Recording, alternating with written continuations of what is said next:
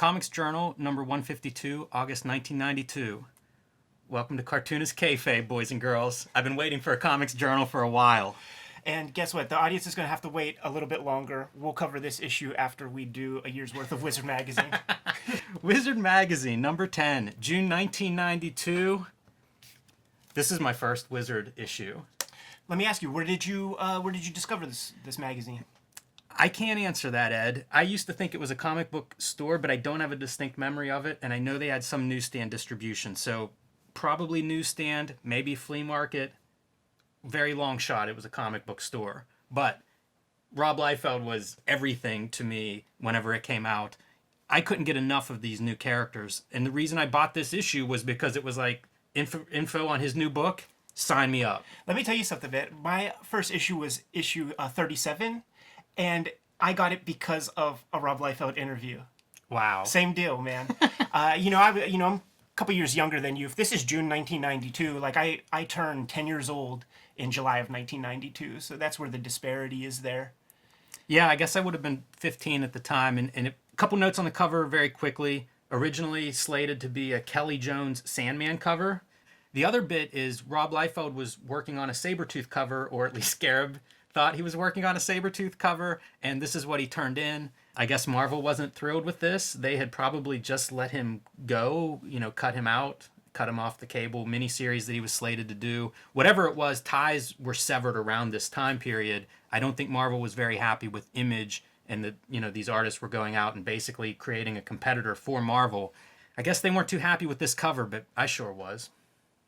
Yeah, me too. And you know what? For all the haters out there who talk shit on Rob Liefeld not drawing feet, look, he could draw feet, and if his characters run out of arrows and bullets, his characters could stab you with those fucking feet right in the throat. Yeah, the other note on the cover is I guess it was turned in at the wrong size. Right. So I don't know exactly how that works out, because it looks perfect, right? Like Looks he's good to covering me. up interacting with the logo. I'm pretty happy with that cover. It also came polybagged with a Youngblood card, which I have long ago lost, but fortunately, Ed, you're better prepared, better organized than I am. So we get a shot of this. And that's Wizard jumping on the speculator market, right? This card was packaged in a bag, I assume, with the comic. I don't think it was bound in. No, it was polybagged, and The only other piece I would add is Liefeld's still inking himself at this stage. I almost always prefer whenever the cartoonists ink themselves. A lot of drawing happens in the inking stage. I think he inks the first Youngblood and then finds his inker sometime around then. yeah, Danny Miki comes along, I believe, on Youngblood 2. Jam-packed issue, man. Let's get into it. Midnight Suns ramping up. This is off of the strength of Ghost Rider, a very popular character at Marvel. Super weird skull. It doesn't look right. Too many teeth. Weird eye slits. I don't know that your eyes get to do that in bone form. just trying to get some expression in those faces. Like, it's pretty tough when you have inanimate objects. Like, I always kind of actually liked whenever, say, a Spiderman face, an artist was able to convey some emotion with it. Imagine how hard that is. You have to cheat. Yeah, for sure. Mobius lithograph. I thought that was kind of neat. And also cats. It's like he was anticipating the internet. I've never seen that piece. Yeah, $340 for it. Pretty pricey. Be curious how many Wizard readers at the time ordered one of those. Table of contents is starting to fill up. One of the things we're going to discover this issue is just how much content is in this one. It seems like, compared to previous issues, this thing is packed. Better look at those Gahan Wilson trading cards, man. I was looking online, and they're really tough to find. I was going to include a bunch of imagery on the last episode, but to no avail. These are so bizarre to me. It's a 10-card set. Mirage is paying for multiple issues worth of advertising for them. Yeah, Interesting. I like Gahan Wilson's work, but it just seems like a very strange project. The thing that I like about Eastman and Laird is that they're marks as much as they are creatives. So they had the capital to produce such a thing. They're fans of Gahan Wilson. Why the fuck not? We should almost count the Hank Kanalz fucking sightings in this issue, man. He's all over the place. Is this the peak of his fame? Like, looking back now at his legacy, this issue may be the top, right? Has to be, man. Has to be. The funny thing is, just the way print media worked back in the day. They had to prepare these issues well in advance. So last issue, they were soliciting Youngblood #3. And Hank, talk about a cup of coffee. He wrote the words in Youngblood #1. I believe he might have had something to do with an issue of Brigade or two.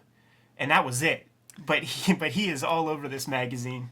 The thing that stood out to me with this editorial is the way women are discussed.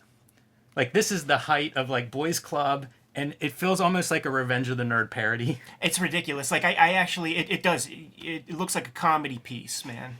Babes is used 4 times. Hot Women is used several times. It's like promising an upcoming cover with hot women on the cover. It's a very bizarre, like, the whole thing is strange. This comes off the heels of a trip to a show in Orlando, Florida, where I guess they saw girls for the first time. But it did remind me of Revenge of the Nerds. Order alert. Talk about speculation, right? So Wizard Magazine wants you to order 25 for every 25 copies of Wizard your store orders, they will receive like one gold foil Spawn trading card or something like that. Yeah, that's it. That's what you're ordering mass quantities of Wizard Magazine for. But it probably works because, again, this is the time period whenever I found a Wizard Magazine, and I may have bought one earlier if I had found it. You know, I got this issue much later when it was packaged with a bunch of other comics, and it was sold through KB toy stores. And the promise was that, okay, there's a price guide included in this thing, right? And the 20 comics that are included with the guide, when you go into the price guide, you're actually making money if you spend $50 on this pack of comics. Just look in the price guide. That's so absurd. Ridiculous. The way you know that doesn't add up is because then they're selling it to you for 90% off or something. It's lottery tickets. You know, it's people who buy lottery tickets and think they're going to make their $1 million. Like, they're just capitalizing off of people who are looking for fast money. Pat O'Neill's letter from the editor, "My heroes have always worn long johns." This is us getting old here. This is him talking about the morals that he learned from Superman and Spiderman, and how worried he is about today's world and what kids are learning from the Punisher and Lobo and Wolverine. Yeah, earlier he had a couple good editorials, and he's just trying to talk about how the change in zeitgeist, I guess. But he comes off like, once again, he's adorning his Dan Pussy avatar. Whenever I read this, I thought, I bet Alex Ross is in his top 3 favorite cartoonists. For sure, man. And it's funny to me that it's above an ad for Mega Dread, drawn by Bisley, like the most violent of all Judge Dredd artists. And Bisley addressing his previous woes about the pussiness of Yes. Judge Dredd's gun, and it all drawing fits. a nice, big, hardy weapon. Yeah, it all fits together perfectly. Keep it rocking. So this is what we came for. No Holds Barred, a candid conversation with answers to tough questions with Image Comics' Rob Liefeld. 24 years old at the time. He states, he meaning pronouns, pal.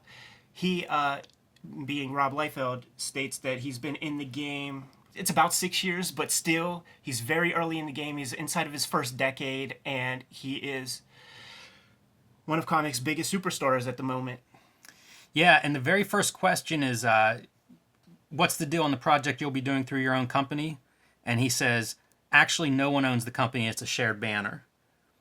That's pretty good. That's a smart move early on, I think. It's insightful, and I think it's allowed Image to hold up over time. And I'm impressed that they figured that out from the get-go, that nobody owns Image, you know. When you're dealing with the hottest artists at the time whose egos are all on the rise at the same level as their fame, it's the only way that you could go. And Liefeld describes that Image Comics is a neighborhood which nobody owns, but they all have houses, you know, on the street. He also quickly tries to play nice with Marvel, says that they're not burning bridges, nothing against Marvel, and describes this as an experiment. I like the experimental part. Yeah, I mean, you think about it, like they had nothing to point to on the racks to signal this thing is going right. You know, like what else could you call it? There's nothing else you could point to in comics that would mimic what they were trying to attempt. And in the table of contents where we're talking about the controversial Rob Liefeld, he addresses it here, and he just talks about his youthful naivete about putting an ad in Comic Book Buyer's Guide for a comic called Executioners. The idea being that he initially floated the Executioners to DC Comics because he mentioned how Marvel would often do riffs on DC material and have wild success with the stuff that they would do. So like New Warriors is a riff on Teen Titans and so on and so forth. Just the fact that I guess even Avengers is the Justice League or whatnot. So he wanted to pitch DC a version of cribbing something from Marvel Comics, and they ultimately didn't bite. But he liked what he came up with. Put an ad in Comic Book Buyer's Guide for a comic called The Executioners, and immediately, whenever that magazine came out, received phone calls from Marvel Editorial saying, "Hey, that character looks suspiciously like Cable. This character sounds a lot like Domino. What are you doing here, Rob? If this call does not go well, you will be hearing from our legal department." Yeah, and he mentions that he thinks he could win that lawsuit, but he's also not interested in getting into a lawsuit with Marvel, who he's mostly happy with. Like he talks about his plans for X-Force, and then he spent a year setting up this storyline, and he's excited to continue it. But yeah, like he had his eye on this idea of experimenting and doing his own stuff. He received a lot of criticism about the ad, and a lot of people in like the fan community thought that he was trying to like usurp Marvel by doing his own creator-owned X book or whatever. And he states that the whole lawsuit thing, if that was the case, if he was trying to battle Marvel, he would have taken that lawsuit into court, and he probably would have won. Now to break kayfabe in a way, like from what I understand, I took a tour of Anaheim, right? I saw the studio where he did the Levi's commercial, and he basically, if he didn't sublet a piece of the office of his lawyer uncle just let him get a piece of the office. So maybe that's the deal. Like, yeah, I would win because I would have endless pocketbooks too, because my uncle would represent me or something like that. Now that's conjecture. I'm just guessing, but he at least had some legal expertise in the room with him. Yeah. They ask him about Youngblood. Should we show off some Youngblood? Yeah, please do. And I'm going to talk about Youngblood while maybe you show those issues.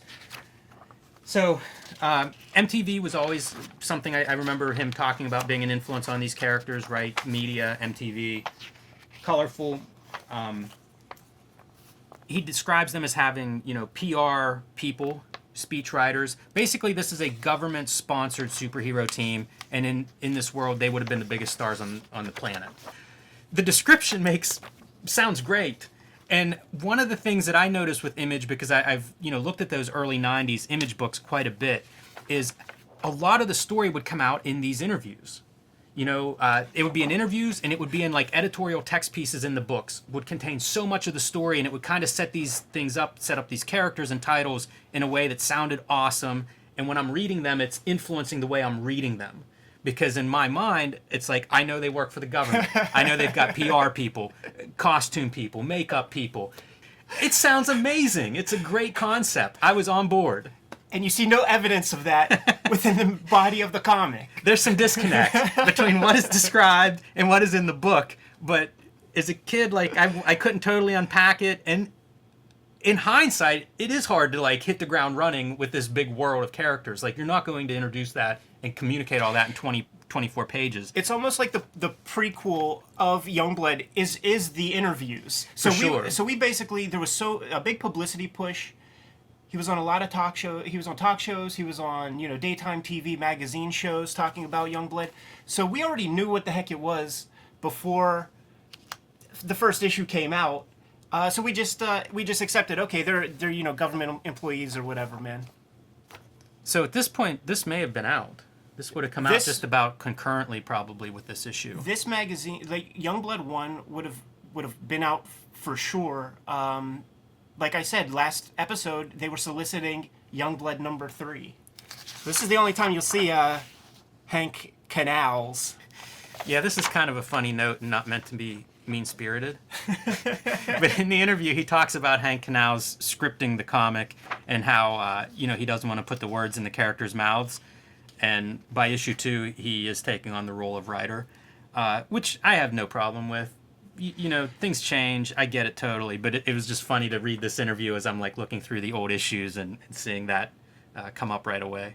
To me, these guys get slagged on so much for their writing, for their comics and all that. And Rob Liefeld, Silvestri, Jim Lee, like those comics, in some ways they are just pure art to me. And what they're accomplishing is really getting their it on the page, because those three guys, they're like West Coast, like suburbanite, essentially rich kids in a way. You know what I'm saying? Like, you got to be rich to be broke in Anaheim, bro.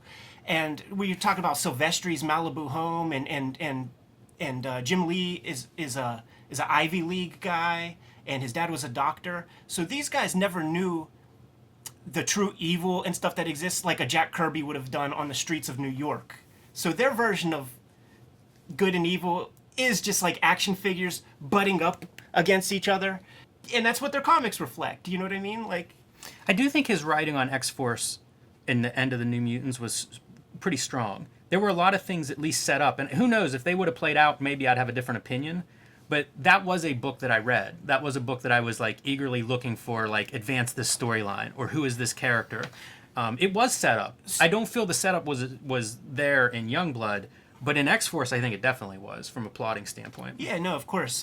But are you also saying that there must have been something to Fabian Niciese's scripting that Hank Kanalz lacked? There could have been something to having an editor that you're working with regularly.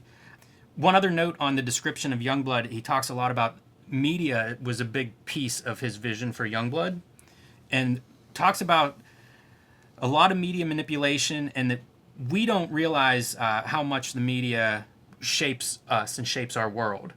This is the same message as Orson Welles with War of the Worlds and Citizen Kane and even F for Fake, and I'm a big mark for all of those. So this was another aspect of Youngblood that really appealed to me, and I'm not sure we ever see this area investigated in any of the Youngblood that I read, unfortunately, because that's definitely something I think could be fascinating and could work really well. Now, Youngblood wasn't a new idea. In the interview, he mentions that when he was starting out, he did a 20-page Youngblood story with, I believe he was working with Hank Kanalz at that point. He did that story in '87 as his pitch to try and get work in comics. Like, maybe, publish this independently. What ultimately happened is he ended up doing Hawk and Dove. He got work through DC, and the Hawk and Dove miniseries came out. But in an earlier episode, we showed the cover of this preview issue of Amazing Heroes from 1987, covering a bunch of titles that were coming out. And there is a solicitation here for a Youngblood comic by Bob Liefeld and Gary Carlson. I love that. I'm so glad he went with Rob. Yeah, I think Rob's a better choice. It's a better Hollywood name. It's weird to picture him. Although Rob is in the type, so maybe he was always going by Rob, and this is just an Amazing Heroes flub. Could be.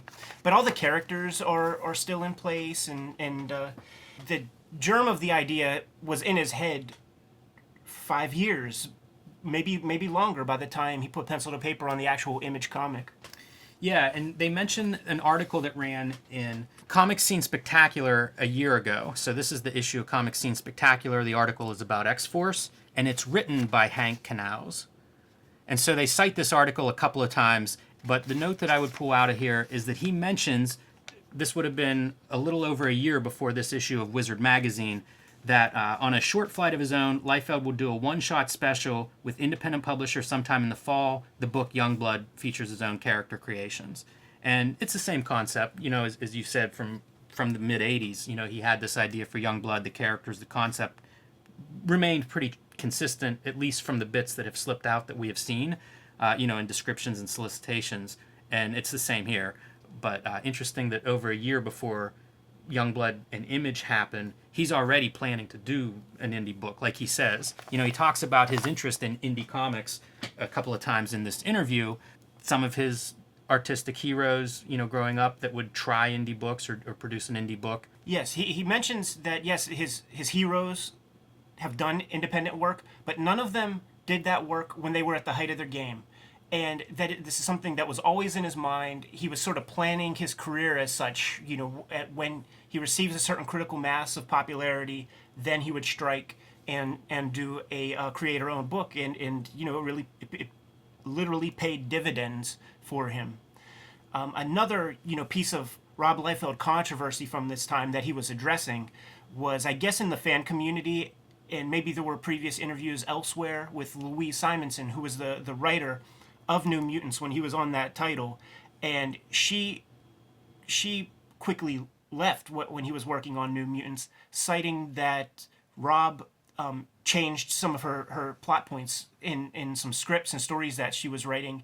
So he, in this interview, is just kind of explaining a little bit more thoroughly about what the situation was. He says that it wasn't like a conspiracy between he and Bob Harris to just like change everything that she wanted to do. It was very minor. He was brought on the book to bring fresh new energy. Once again, we always like when they talk numbers, right? So when he got on New Mutants, he described it as being a dying book that was only selling at 110,000 copies an issue, and it was on the road to just becoming a direct market only book. I did a look on the Google machine, pulled up comiccron.com. The highest selling book in October of 2018 was an issue of Batman, selling at 107,000 copies. So this dying New Mutants copy was selling more comics than our best-selling comic that we have today. So he was brought on to New Mutants to revitalize the comic. Just speaking with Rob personally, we had conversation. I don't think he would mind me saying, I think I've seen it written elsewhere, that he was offered all different kinds of titles. He had a lot of opportunity. He had a lot of opportunity on very popular books, but he chose something that that wasn't as successful. He always cites Frank Miller as being an inspiration. So why not pull a Frank Miller and take a low selling title, like Frank Miller did with Daredevil, and add some new energy to the mixture. So that's what he was brought on New Mutants for. He created Cable to be the leader of the team, and he sent all of his designs off for approval, got approved, and when he got the script back from Louise Simonson, Cable's name was Commander X. And he said that, okay, if you go with that, if this character's name is Commander X, I want nothing to do with it. Yeah, and he also compares the changing of the plots. What he calls a crash course in comics is that his artwork has been changed without his input, and it makes him angry. These things happen because of the nature of the monthly book. The fast turnaround sort of necessitates some of this. That and the fact that these are licensable, these characters are licensed. He specifically states the character of Odin, so that's not like, that character is not on Underoos, but John Romita Sr., who's the art director at the time, at the last minute changing some faces on Rob's pages to correspond with their more house style or whatever. And he says that it's the art style that he, McFarlane, and Jim Lee brought to the table is an attractive thing that is exciting people. And he says that if Marvel could, they would absolutely try to copyright and trademark our art styles. And listen, man, at this point, 1992, you're seeing freaking guys like Alex Saviuk do his best Jim Lee wannabe impersonation. Herb Trimpe has spoken in interviews about, altering his style to try to look like that Rob Liefeld, Jim Lee style. Herb Trimpe did a Bishop backup story in an X-Men annual, and I got to sit right next to him at a convention in Houston. We got to talk about that a little bit because Herb Trimpe has sound anatomical drawing skills, you know what I'm saying? Like, he could draw good figures, and to add that Jim Lee crosshatch element was, he like showed Jim Lee like how that style works. Yeah, Trimpe was underrated. He's one of those guys I associate with like a Marvel House style before that kind of got blown out of the water. He did some great Fantastic Four Unlimited issues with amazing page layouts. But not to get too far off track. So the next tough topic that the Wizard interviewer brings up is whether Liefeld draws his pages in a way that compromises the storytelling but makes the pages more attractive to an aftermarket who buys original art.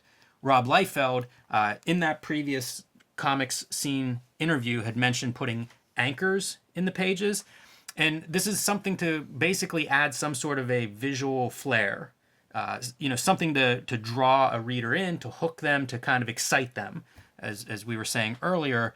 And so he defends that choice, one part of it being this adds visual excitement, the second part being deadlines. Sometimes that super close-up of an eyeball is because you need to draw 7 pages in the next 4 hours.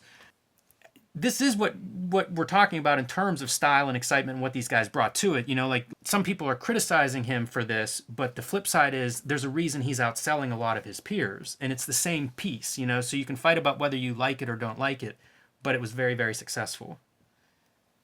It's a weird thing to even bring up in that context.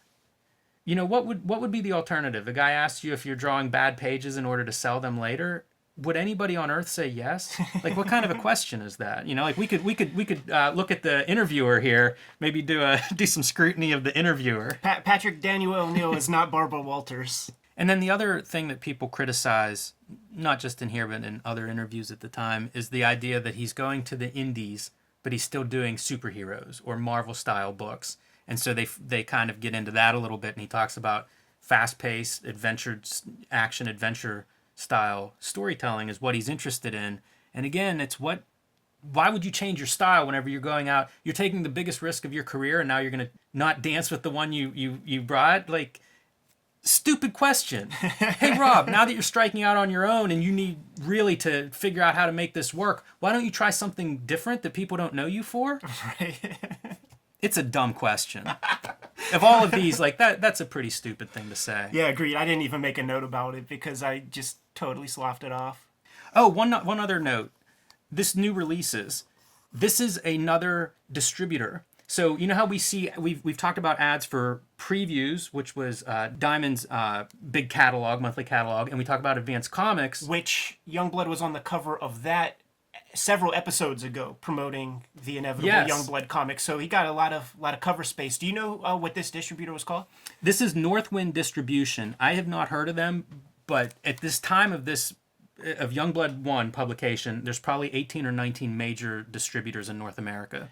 Hey, retailers, anybody who's watching this that works at comic shops, especially back in the day, put something in the comments. I'm curious about if new comics came in every day of the week, or was it always Wednesday? I bet with many distributors, I bet you comics were coming in every single day.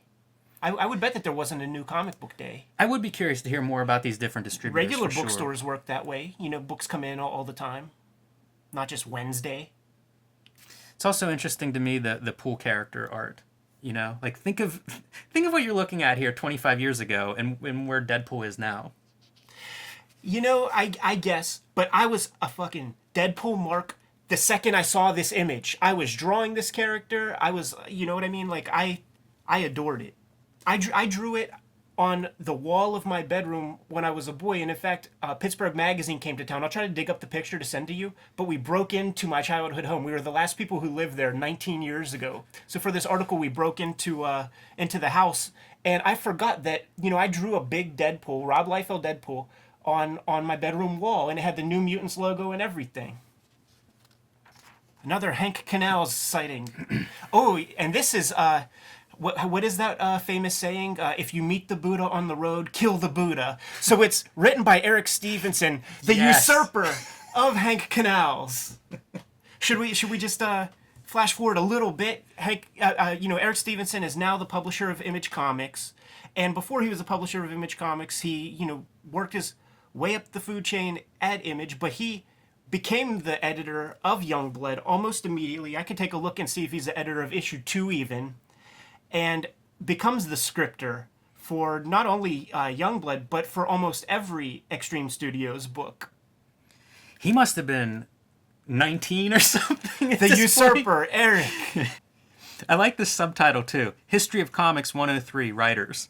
I can't tell if that's passive aggressive editorial on the part of Wizard. Like, oh yeah, writers are important. If you hear me rustling pages, I'm taking a look at some old issues of Youngblood, and Eric Stevenson's name pops up as editor in issue 3. August 1992. So what month is this? This is June. Yeah, so a couple of months down the road, he is an employee at Extreme or at Image. Youngblood's, maybe the most high-profile project Hank's ever worked on. Yeah, it might be. He was writing comics when he was a kid in college. Did some stuff for DC, a backup story in Flash 19, some other fill-in work here and there. But then he decided to focus more on his academics for a while, and comics went away. But I think he met Liefeld, I believe, at a convention, and Liefeld already had the idea for Youngblood in his mind. But as Liefeld said in that earlier interview, he was very gun-shy about being a scripter, being the complete writer of a thing. So early on, the plan was to have Hank do some scripting for Youngblood, since day one, I guess, or say early in the gestation of the Youngblood idea. The tone of Hank in this article, and I, again, don't want to be too critical, but it comes off as a very inexperienced creator. He talks a lot about projects, proposals that he has in pitches that are out there, which is something I'll hear a lot whenever, Ed, you probably have this experience too. It shows whenever people come up and they're talking about making comics and how to break in and what they're doing, it sounds a little bit like this. What this guy reminds me of, you and I, through our own kind of toil, not to toot our own horns, but we're in the game now. We could get published. And we have friends who are pretty good and idea people at the very least. Some people have talent, but they just don't have that discipline to take it to that next. And I imagine that that's what this Hank Kanalz guy was, man. Like, Rob got in the game, had energy, had excitement, and he's trying to bring his homies along like Wu-Tang Clan or something like that. But listen, I read Youngblood 1. I read the words in Youngblood 1. Can I recite at least one piece? Sure. Arlington, Virginia, above ground, 1:11 p.m. Another night, another love, Chapel my man. Youngblood membership has its privileges. Beep, beep, beep. Wake up, babe. Duty calls. Blah, blah, blah, 4 more minutes. No promises. Leave your number. You know the way out. That's Hank Kanalz, man. I think he was up for a Pulitzer on that one. The other project he mentions that we will see in the future is Brigade. Brigade. Drawn by the Kato Kalin of Extreme Studios, man. Marat Michaels. So this is one of the first comics where like the bubble sort of burst for me on Image. Because I was gung-ho for all of them, and I remember picking this one up and just being like, what is this? None of it quite makes sense. I'm speaking kind of visually, but the pieces just aren't there. And this is whenever I started to really kind of wonder, maybe all of these guys shouldn't be making comics. Or what does it take? It's just very basic. And in my head, I often would think, these are the possibly the worst comics I've ever seen. This is L.A. This is L.A. It's just a couple of squares in the background. Yeah, we abused that analogy, metaphor, whatever the fuck the thing is, but make hay while the sun is shining. And issue 1 fever is in full effect at this time. This is my favorite panel. Los Angeles. If we have any viewers from Los Angeles, snap a picture of this street for us. It was traced. Yeah. Traced from a photo. I hate when they photo reference everything. I guess Hank Kanalz is still in comics, right? I think he's a VP at DC Comics. For Vertigo. Well, there you go. So he landed on his feet.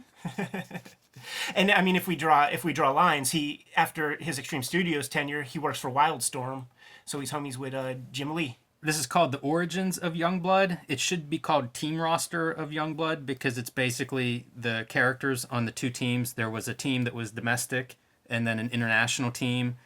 Fanboy stuff, as far as I'm concerned, not much to talk about, with the exception of one thing before we flip the page, man. Combat is from the planet Catella, and civilians out there who are on the West Coast know that Catella Avenue signifies that you're getting closer to Disneyland. But for Kayfabers out there, they know that Catella Ave was the home base for Extreme Studios back in these days, man. So I always love that. Yeah. You know, I was out there this year, man, and when I saw Catella Ave, I got chills. Yeah, the only thing I would add is what I mentioned before. A lot of the storytelling takes place on these kinds of pages. This is how I learned who these characters were. There wasn't a lot of characterization happening in the actual comics. So, you know, these were very supplemental materials for reading these books and having some idea of what was going on. There's Advanced Comics, so, you know, talking about these catalogs. In the last issue, they were trumpeting that they sold 86,000 copies for whatever the issue of Advanced Comics it was, and right now they're saying that the readership base is 101,000. So even the distribution catalogs are generating more and more buyers. The bubble's expanding at this stage. All right, Cable, Where He's Been, Past, Present, and Future, History of Comics 101 Characters. This is another one of, as you say, you know, fanboy service here. We're just going to talk about this character. It's funny when they do these and it's on a mysterious character. He's mysterious, but they still have a few pages worth of information. Pages. Yeah, so he comes from a future, maybe thousands of years, maybe hundreds of years, we don't really know. He comes back, he gets into a fight with the MLF, they're a terrorist mutant group. That's where he meets the New Mutants. He recognizes that'd be the easiest way to gather some soldiers is to take on a leadership role with them. And they basically become a strike team that just is waging war against this mutant liberation front. I'm surprised we're still talking about this. Good enough. Of Webs and Warriors, Mark Bagley interview. Dig it. Yeah, so I was thinking of Mark Bagley, and we had mentioned Herb Trimpe a little bit ago. Mark Bagley is a very interesting artist for this time period because in a way he's a man out of time. You have all of these guys that are doing grim and gritty and inking with pen nibs and cross-hatching the shit out of everything. And Mark Bagley's kind of this throwback to guys like Herb Trimpe, Ron Frenz. The guys that I would think of as like, this is a toy license, go make this look cool and fun and action. You know, it's Marvel House style in an era when Marvel House style is nearing its end of its run. And I liked Mark Bagley at the time quite a bit. I have nothing against him now. He's Right. still fine. But I learned about him from New Warriors. So I just picked up New Warriors, never heard of Mark Bagley, and started reading it, and it was really good. And pretty challenging storytelling because it's a team book. It's a bunch of new characters, and he got them over. New Warriors was a popular book for a while. Jumping in head first for sure.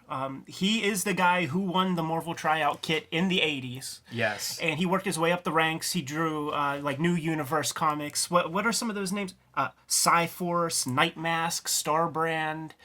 When he was working on that Cyforce comic, that was his first script that he drew from Fabian Nicieza. And, of course, Fabian is the writer of New Warriors, so they move on to that. But what you were saying about his style and his approach and everything like that, he describes some of his influences, and he mentions Gil Kane, Will Eisner, Alex Toth, and Jim Lee. And he talks about how, like, you know, these influences are kind of divorced from one another. They're wildly different. It's a giant blend of artistic influences, and he is challenging himself to try to fashion his style to be as visually interesting as a Jim Lee. You know, try to take a couple of the panels. You know, do pages with fewer panels with more bombastic imagery, but he still wants the storytelling chops of a Gil Kane or a Will Eisner.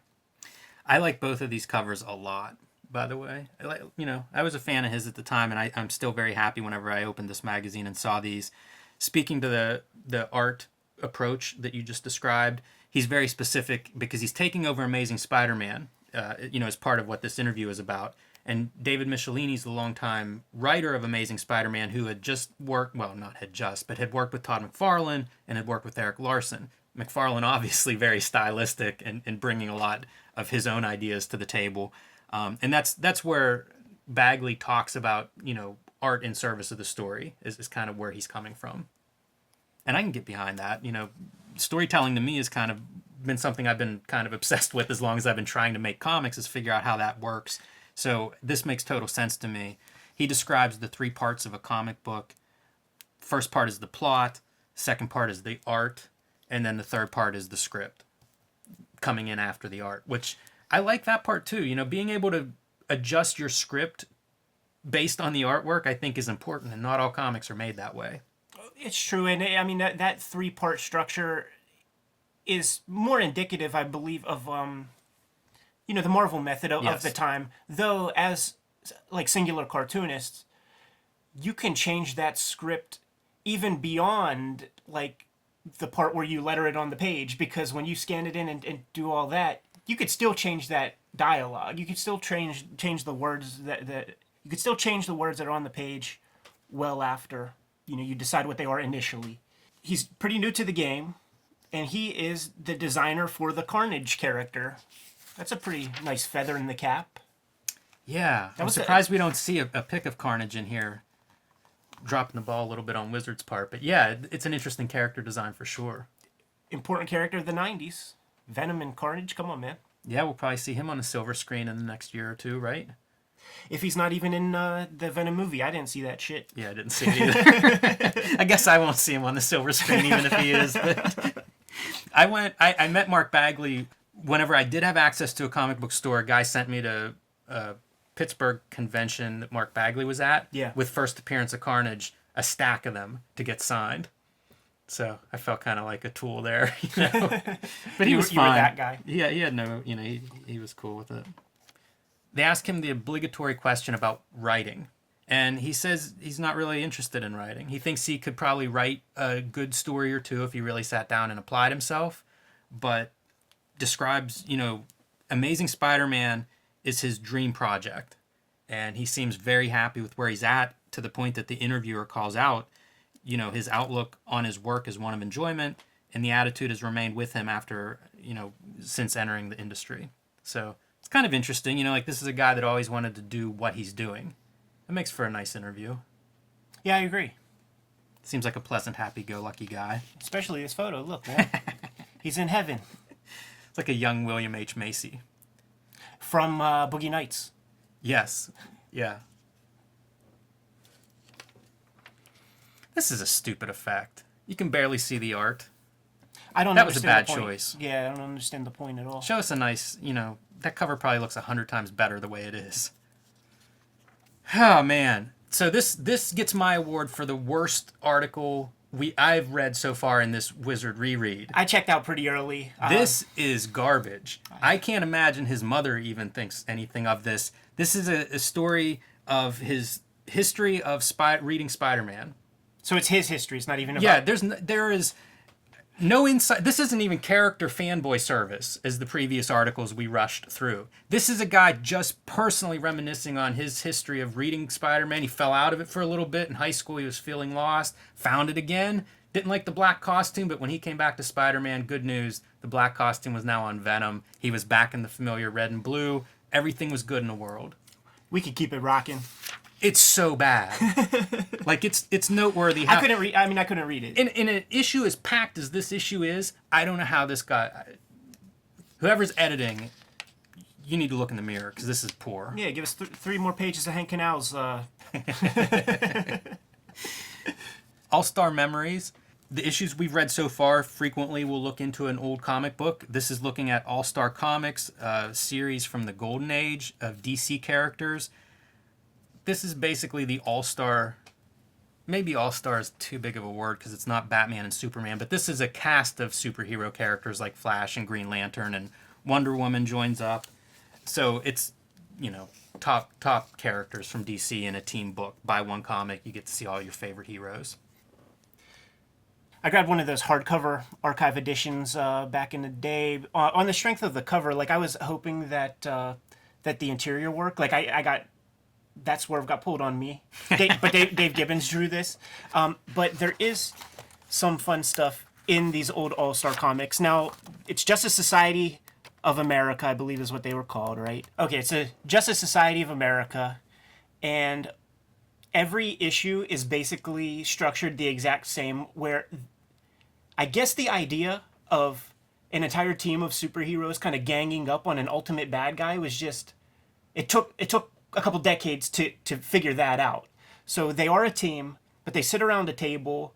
There's some grievance in the world, some problem, and it always just so happens that there are exactly 10 places where there is trauma that the superheroes have to address going on at once. So they all have to split. Different artists draw each of the strips, which is pretty fun. You were about to point something out. Just that's a brutal weapon to hit somebody in the face with.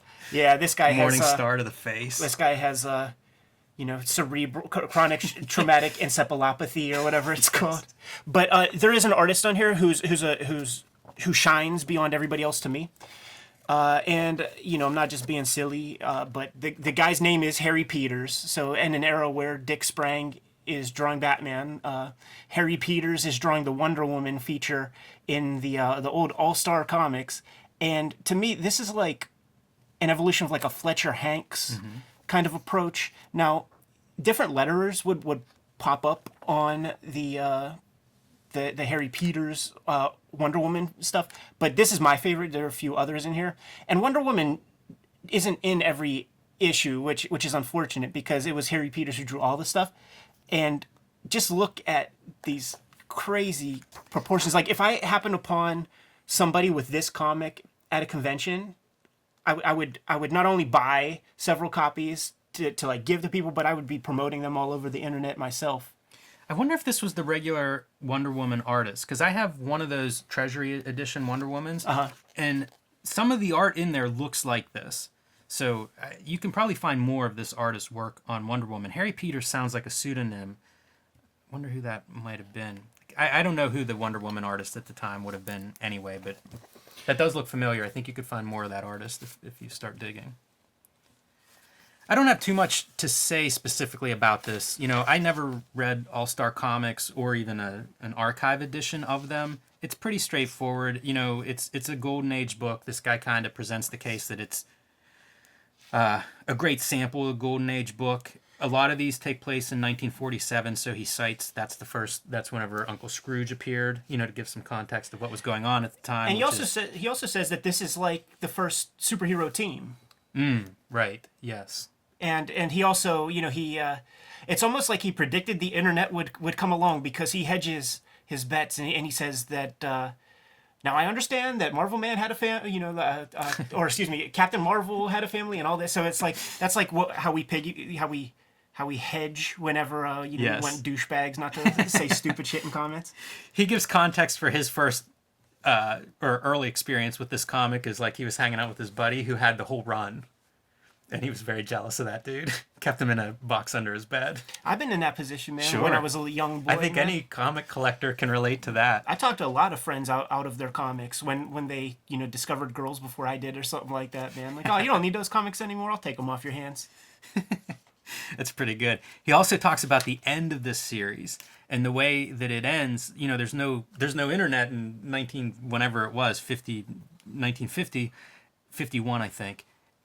It just showed up one day and it was All-Star Western.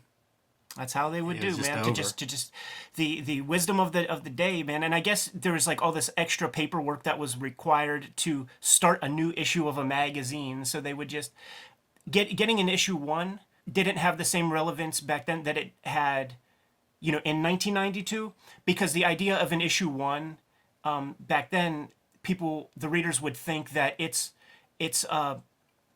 not sophomore, but they're still working out the kinks. Like the magazine will probably be better by issue 10. You know what I mean? They weren't jumping on a new magazine. They weren't going to spend their, post-depression money on something that was not tried and true. Yeah, you were buying what looked good amidst a lot of competition, Golden Age time. Artist Spar doing another ad for Atomic Comics. Stepping up his game. We still haven't located Spar. Where's he at, guys? Leave some comments. Palmer's Picks returns after a 2-issue absence. I was so happy to see it, and then I started reading it and realized this is the most jam-packed Palmer's Picks maybe in all of the Palmer's Picks. He was itching to get something on the page, man, and they kept him out of the mag for 2 issues, man. So he's backed up. He's, as they say in wrestling, he's getting all of his shit in there. Yeah, so the topic of this Palmer's Picks are anthologies, and I guess alternative comics anthologies for the most part. Anthologies, of course, collections of different artists. It's a good way to find new artists, I think, is probably what happens with a lot of anthologies, a way to sample a lot, bang for your buck in a lot of cases. You know, it's usually a big collection. So we're just going to run through some of the anthologies he calls out and mentions. The first one that he mentions 2000 AD, which is Judge Dredd's origin, UK-based weekly.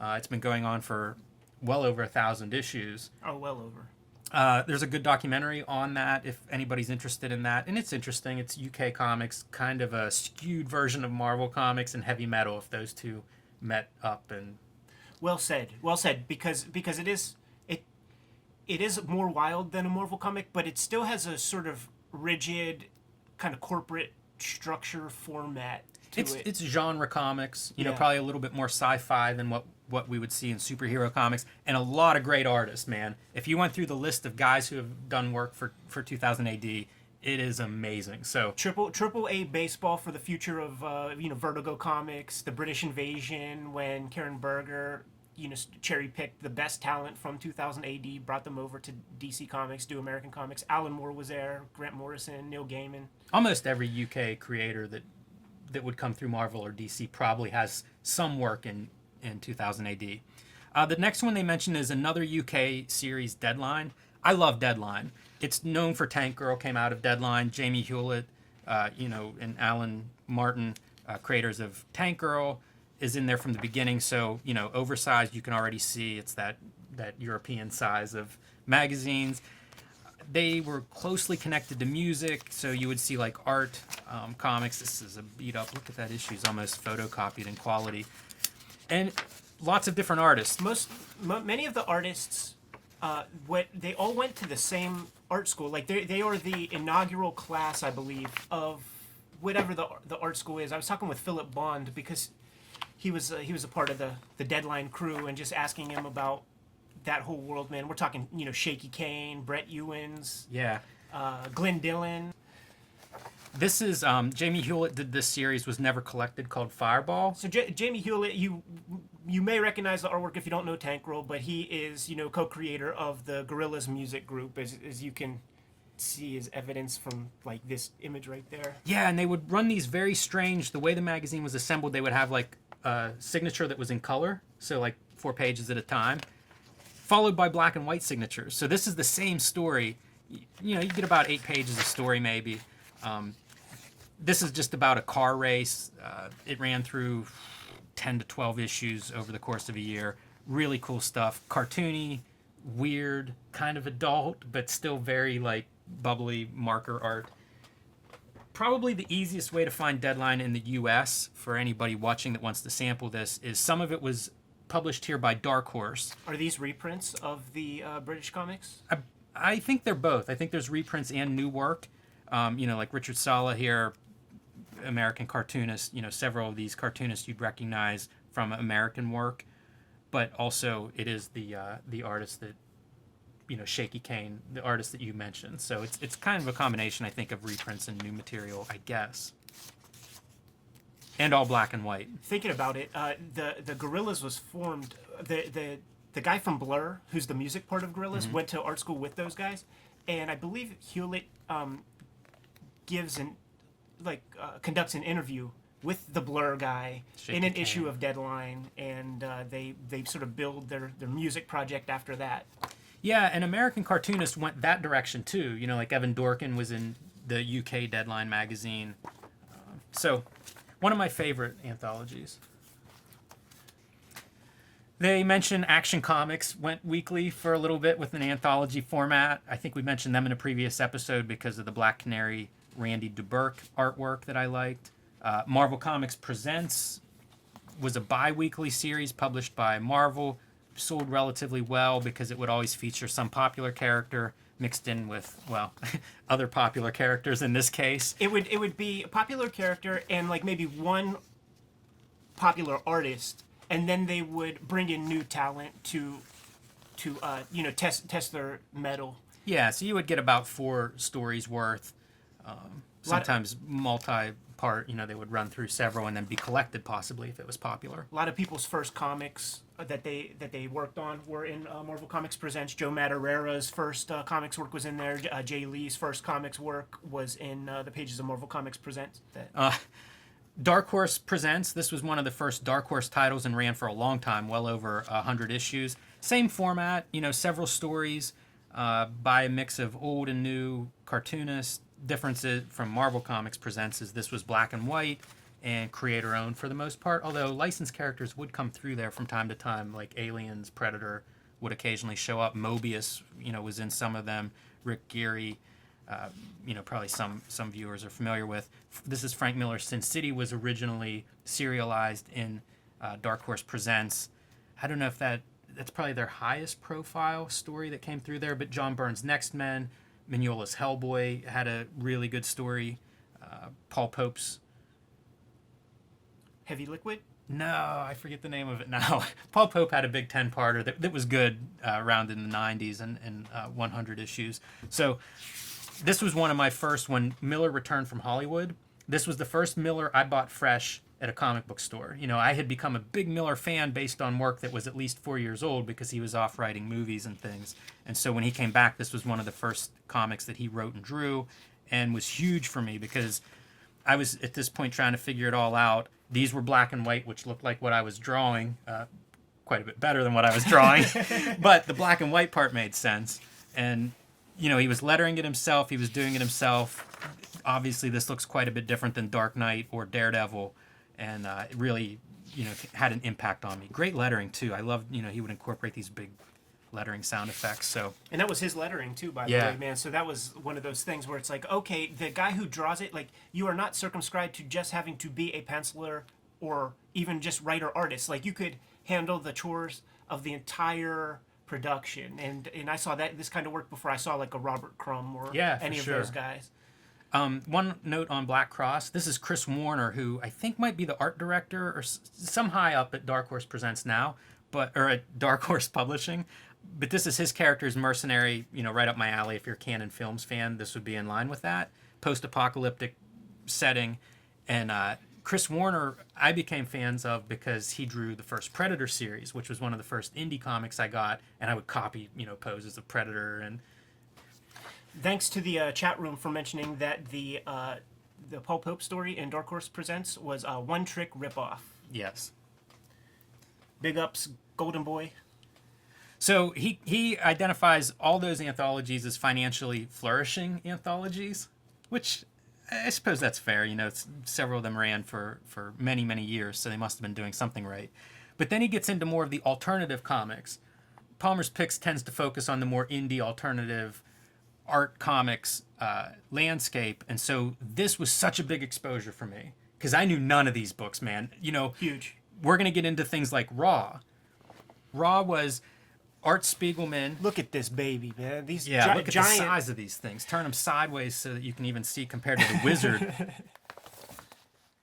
And this magazine was designed and created by Art Spiegelman and his wife, Francois Moulet, out of New York. And very consciously, this design was chosen to sit side by side with magazines like Andy Warhol's Interview. Yep. On a newsstand. On a newsstand. Imagine finding this on a newsstand. On a New York newsstand. These magazines, they printed whatever they printed, right? But very few of these comics escaped New York City. These are like West Village, East Village, like, the hip Manhattan crowd was reading this comic, and it might have had some distribution with like Last Gasp or somebody like that, but very rarely did these magazines hit anywhere but the coasts. Yeah, and this is featuring artists from Europe, international artists. I think there's Japanese artists that would come through these pages. There are contemporary artists. This is Gary Panter. I don't know at the time. He's one of the designers of Pee-wee's Playhouse. That may have been after this issue or concurrently, but so contemporary artists, cartoonists, international artists, cartoonists, reprinting older stuff.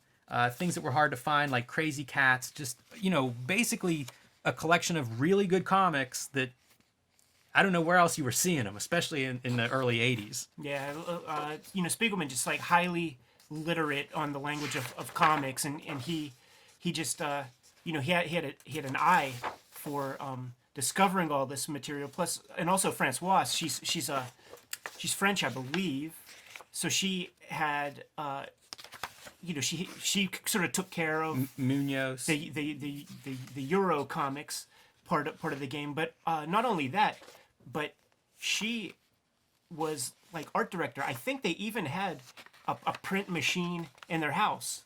Mouse was initially serialized Yeah. in the pages of Raw as these little tip-in pamphlets, same size as the final printed collections of Mouse that came out from Pantheon, and then later Scholastic. Like, you have the Pantheon version, I have the Scholastic version that I got in 5th grade in those like little tear sheet things that you would get in homeroom class. Got Mouse. Wonder if you could release that book in 5th grade today. I would hope so. It's surprising the stuff that gets censored and called out. Yeah. This work is beautiful. IDW recently did a collection of 2-volume collection of their work. Jose Munoz, and I'm not, Sampea's first name escapes me.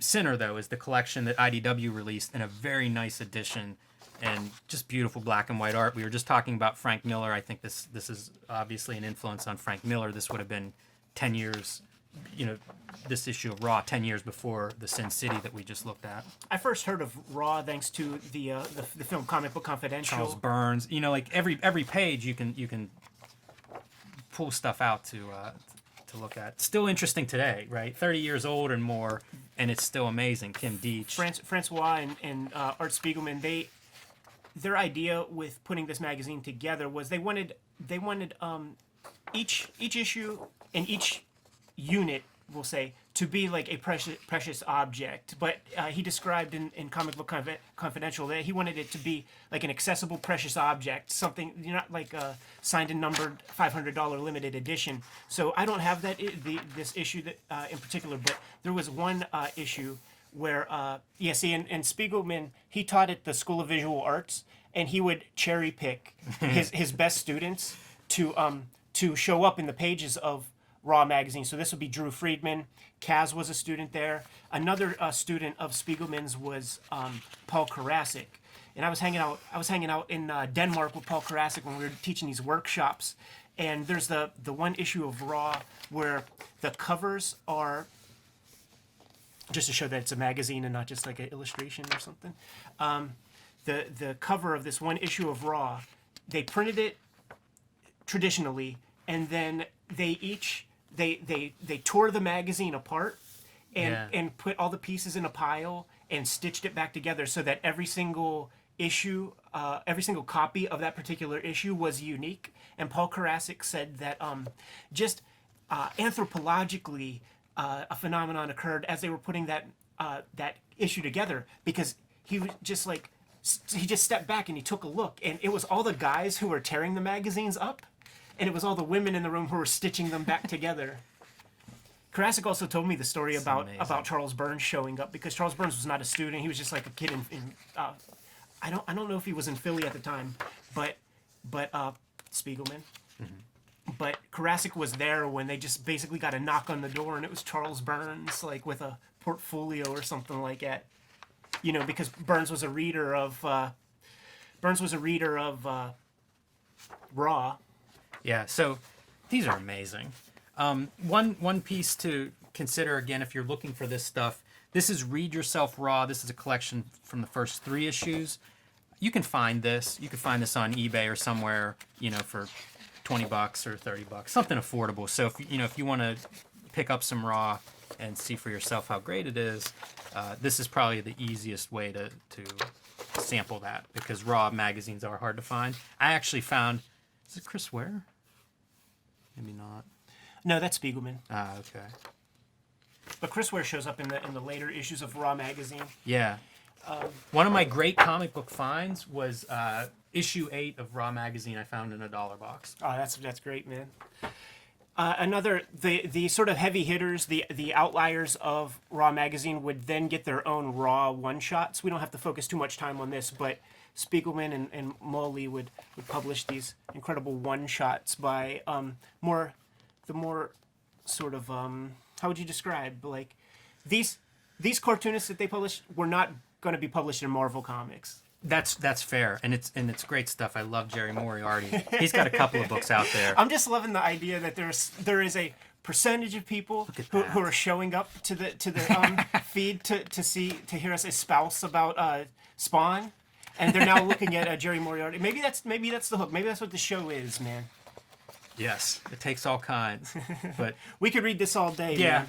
Man. Fair enough. Once again, just like Suko is an artist that I think is really interesting. I was telling Ed, this is an artist that I learned about in college and as a contemporary artist. You know, she was in Comic Book Confidential as well. Yeah, so you know you can see some of her non-gallery work, you know, non-fine art kind of work, but it's the same themes are present here, but it's her exploring books and print and sequential art.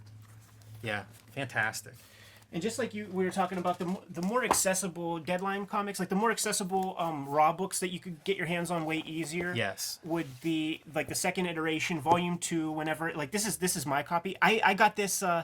First off, I thought it was printed with a ripped up cover. I got it this way. But I got it off of. It was the big sister of a friend of mine in the 6th grade. The same month that I got Spawn and Batman. So I was reading like both of these things. I got one of these off the shelf at a Walden's bookstore. And this issue was so important to me, like especially if anybody knows my comics. This reprint by Booty of Booty Rogers Comics, where it's like we have, you know, high-end print values with, you know, the bulk of the book, and then we get to this aged, you know, traditionally color separated reprint of a public domain comic from back in the day by a guy named Booty Rogers, who that generation of cartoonists, the Spiegelman generation, they all look up to this Booty Rogers guy. So you technically taught me how to do the technical part of getting this kind of color fill, you know, the stuff that I use on my X-Men comic. But the reason I use it is because I was so inspired by the idea of making a comic that looks like this when computer coloring was the standard format of choice. Yeah, and that's an old reprint from the 40s or 50s. I think Fletcher Hanks was reprinted in here, which that was collected by Fantagraphics a few years ago. Stardust, the Space Wizard, Phantoma, really fun cartoonist, and that comes from here. You know, Paul Karasik was behind those reprint collections, and you know was working closely with Spiegelman, and was probably, you know, made aware of that stuff, at least some of that stuff, through his association with Raw Magazine and the people involved. Here's a super early Chris Ware, when he had what I called his Bill Watterson style. He did the color separations on these pages too, which is his the Minions came out of this. No, that would be that was Mark Bell. Oh, right. Yeah, like Mark Bell created the Minions, but his potato guy, hey man. You know who Chris Ware created? That little douchebag character from Family Guy. Oh, right. Yes. Jimmy Corrigan is that little baby from Family Guy. He went through a period where he was working straight to ink, and looking at this I think is that period. You know, it was a way, I think, for him to kind of be more free with the comics and kind of just explore cartooning. And I think this is that period. We could look at it all day. Yes, it's hard not to be distracted, but you're right. These are accessible. I think there's 3 volumes of this Penguin volume. Check those out. Next on their list is Drawn and Quarterly. So Drawn and Quarterly, one of the top comic publishers, in my opinion, of the last several decades, and come out of Montreal. And early on, you know, a lot of these publishers would do anthologies because this is before graphic novels. There wasn't even really a mechanism to sell graphic novels, let alone find a cartoonist who was formed enough to hand in a 150-page book. So they would produce, they would find these interesting cartoonists, and you would publish short strips, whatever they had available, whatever they could produce. And so these are some sample issues from the Drawn and Quarterly anthology. You can see it's about magazine size. which was a popular size in the 80s and 90s for alternative comics, probably coming out of the success of Love and Rockets and then all the magazines that followed that. Most publishers, most independent publishers had their own anthologies that they would almost like a test market for people that they might later invest bigger money on bigger projects. Yeah. So there was like prime cuts from Fantagraphics. There was a top shelf. And you see anthology. how small the cartooning industry is at the time. Richard Sala, I think this is his third appearance so far this episode of just flipping through these anthologies. Drew Friedman, I think you have to have him if it's an alternative collection of any sort. Julie Doucette, one of my favorite cartoonists. Joe Matt, this is pretty young Joe Matt, who would do Peep Show. I see James Sturm's name. Dennis Warden. So, yeah, again, lots of these cartoonists go on to be known for graphic novels, for series, for different works, but many of them start in these anthologies. Show off some of those covers. Is that Seth? No, I'm not sure who this is. But the list on here, David Mazzucchelli, Seth, Michael Dugan, Peter Cooper, Marty, they're bringing in European cartoonists as well. Pretty interesting. And a collection of, best of, so just pulling out a lot of the short stories from all of these people. This is a collection, I think, from the first volume. There was a second volume, and then there were like big square-bound books that were also drawn in quarterly anthologies that reprinted things like Gasoline Alleys and all kinds of great stuff. I just saw Peter Cooper in there. Yes.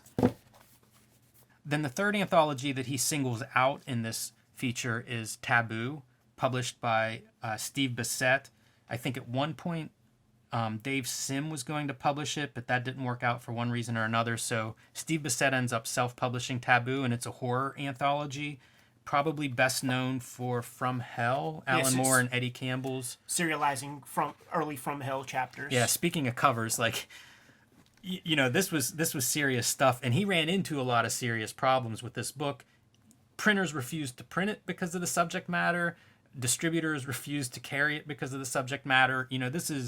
These are adult comics pushing the horror envelope. This is not slasher movies mass marketed. This is all kinds of exploration. Look, and signed by the man himself, Steve Bissette. So, here's a list of their table of contents. You see Dave Sim, Charles Burns, Philip Hester, Neil Gaiman, and Michael Zulli.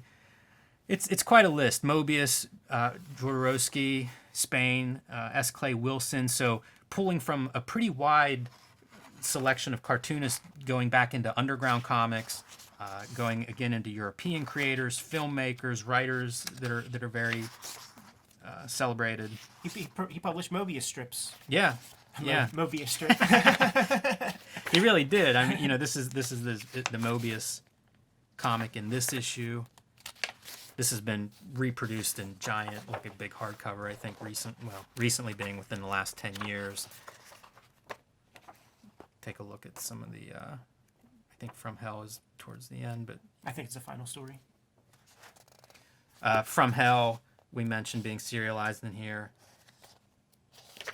Chapter 3. Yeah. So, very exciting anthology. Horror has such a great history in comics. Going back to really the 50s, EC comics are probably one of the big noteworthy historical moments of horror comics.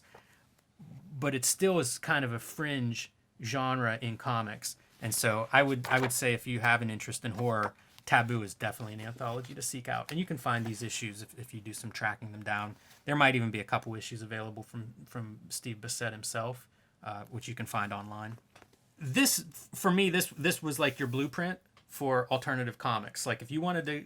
This meaning Palmer's Picks. Yeah, with this particular column stands out because, I would get glimpses of it from what he was reprinting or something I might see out of the corner of my eye at the comic shops that I was starting to, get access to. And there's so many names that are dropped here. Publishers are described. This was a big column. Within Palmer's Picks, which was big as we've gone over, this one in particular gave me a lot of choices, a lot of things to look for. Yeah, I'm just imagining, like, in the same way as we were going through those Raws, 10 minutes ago, this is your first Wizard magazine. You bought it for the Liefeld, and now you're getting education on Drawn and Quarterly and Raw and Taboo. Yeah, and I was a horror fan at the time, so like Taboo was the one that really stood out to me. One of the other companies he calls out is Catalan. Catalan was a European importer, I guess in the 80s, early 90s maybe. I'm not sure how long they ran, but it would have been that 80s comics boom era, and they were doing European album style comics, and they have a lot of those, and they're very, very interesting. Like whatever European artist you've heard of, they probably may have been the first publisher of in the States. Spider-Man, the movie. Hollywood Heroes by Andy Mangels.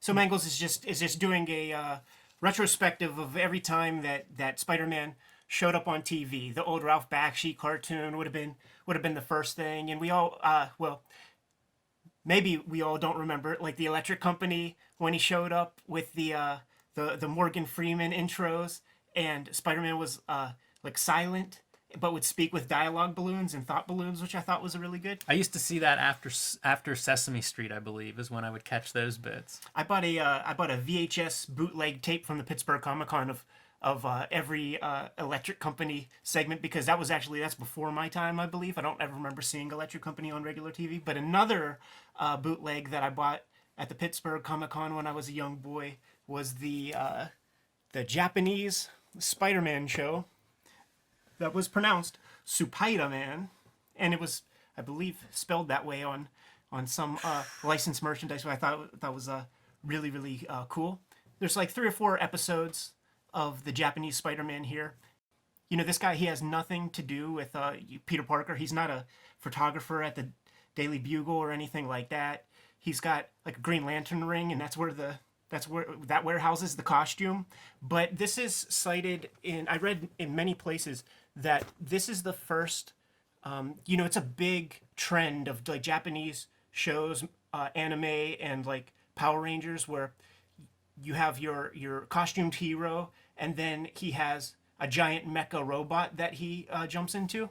And there were a few places that I read that the Spider-Man show was the first version of that. It was sort of created with this show. Now I'm sure that there will be marks in the comments who will be like, no, it was first Ultra 7, blah blah blah, or whatever. That's fine.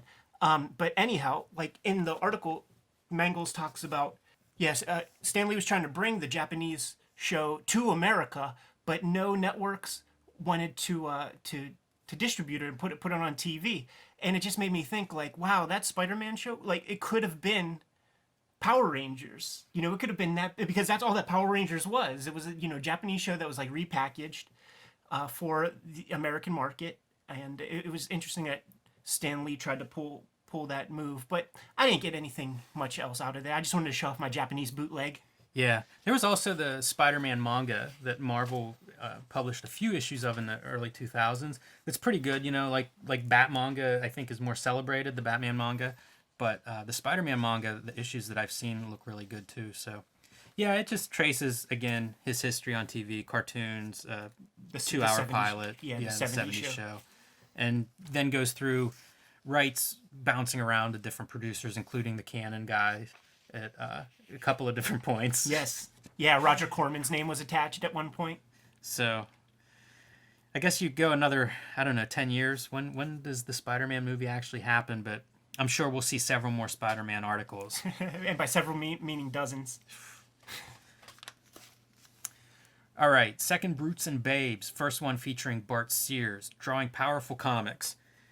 This is all anatomy. He breaks down your proportions for a powerful figure by using head as your measure, and just kind of spells out widths, heights, all of these things. Kind of draws a bubble version of that figure here. And that's about it. There's not a lot in this first column. His anatomy was gospel to me when I was a boy. I wonder if I could sue him. There could be a class action suit, because I'm sure you're not the only one. He mentions books, and he calls out these Jack Ham books. I had one on, I think it might have been on Caricature or Head head, shoulders, or something. Anyway, pretty basic. This will go on to be one of my favorite columns when I was a kid. I do look differently on this stuff now than I did then. Sample plots will show up. He will have contests in and of himself. Some of the contests would be to get like the Bart Sears critique. Like he would give. Yes, like he mentions that. Send in your work for a critique. I don't remember those, but that'll be interesting when we get into those. Yeah. See, it's probably after your time. It's funny how you and I kind of like we don't cross paths at all with the way that we read Wizard magazines. You were out before I even got started. You talk about the articles I'm not interested in. This is another one that I can't believe this is in this issue that seems jam-packed full of stuff, and now we get a comparison of Uncanny X-Men and Mighty Avengers. They're just, they are imagining a wide audience for this magazine. So a kid does not... They're the kids who grew up to become cartoonists, who read Palmer's Picks, and they want to know about Raw magazine.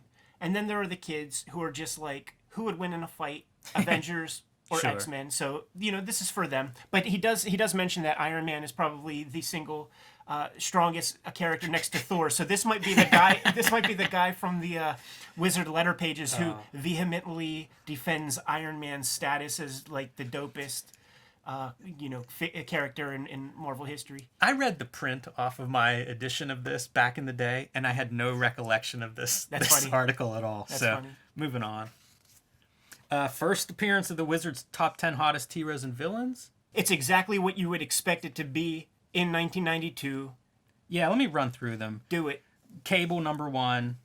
Wolverine, Venom, Sabretooth. Number 4. Pretty high ranking for Sabretooth. Didn't realize he was so hot at the time. Spider-Man, number 5. Ghost Rider, Punisher, Archangel. That's another pretty high rank. I feel like he hasn't stood the test of time very well. Bishop, and Carnage. So there's Mark Bagley's design. Right. Shame it couldn't be on the page where Mark Bagley's talking about designing it. Size of a postage stamp. And I concur with this like I agree with everything about it. Like 9-year-old Eddie was in total agreement with this. Yeah, my takeaway from this snapshot of the era, Marvel's dominant. That's true. You know what? I wouldn't have Spider-Man on mine. Like I always thought that he was kind of like a corny character. I would have probably replaced that with He was selling books, though. No, that's true. There's 4 monthly Spider-Man titles out there at the time. First, Hunk and Babe column. A column I'm sure will not gloss age over. well. And we'll just skip over for the goddamn most part. But yeah, I actually forgot about that stupid column. Yeah, you get to see them starting to experiment with the digital fonts. Garrett Very easy Shamus. to flip through. Yeah, this is a staccato Western font, the NWA font. Garrett Shamus really has a thing for She-Hulk, and like we'll probably show off. I think if it's not next issue, it's the one after, this Bart Sears cover that was supposed to be for Wizard She-Hulk cover, where she's got like a bikini on and like full circumference areola and pointy part of the nipple is like on the drawing. We're gonna see some gross art over the next couple of years of like, Wizards. In what century? Like, what makes you think this is going to get to be next to Mad Magazine in the grocery store? But it did. Like they were right. No. That one got rejected for like a Spawn cover or something, or Wildcats. It's funny to think of that. Yeah. Like it's between a She-Hulk and Spawn. Right. Wizard Comic Watch, Amazing Spider-Man 274.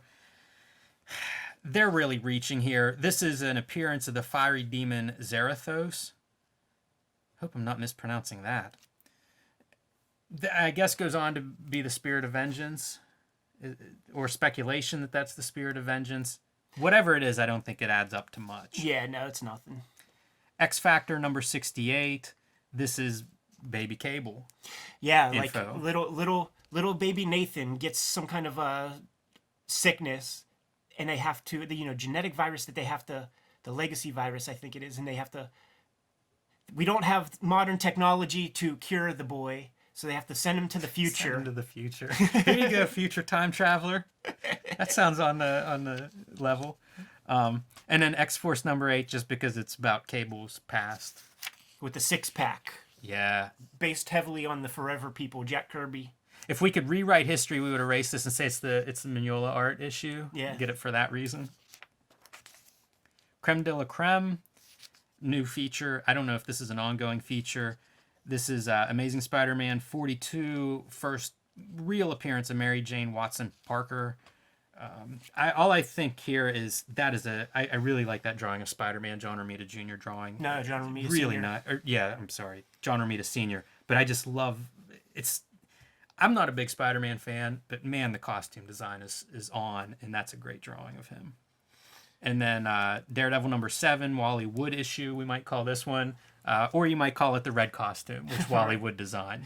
I was a mark for EC Comics around this time. You know, there was newsstand distribution for reprints of Tales from the Crypt and Weird Science and all the rest of the Hallmark EC titles. And when I discovered that Wally Wood, you know, the guy who drew, you know, the Exile strip in, you know, Weird Science or Weird Fantasy, like he did Daredevil for a time, I could not wait to track down those comics. And then I discovered that Joe Orlando also drew Daredevil even before Wally Wood did, and I love the Joe Orlando strips. When you see their Marvel work, it's a letdown. It's nothing. I mean, no. Put it this way: it's good. It's cooler than most of the comics that were coming out at the time, but it's not primo Wally Wood work. He was dashing this stuff out more than he was his very labor-intensive and rigorous EC comics.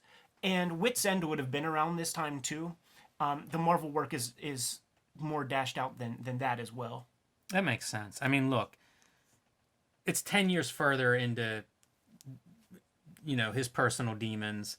I feel like back in the 50s and 60s, 10 years was more like 20 years. You know, people weren't living to be 80 and 90 years old back then. So it's further down the road of a well-documented personal struggle. Right.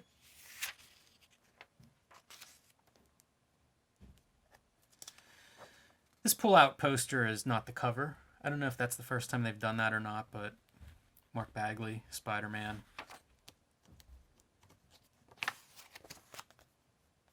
Preview of next issue's Spawn cover. Look at that dueling Spawn appearances. Yeah, the return of Todd McFarlane is going to get some coverage.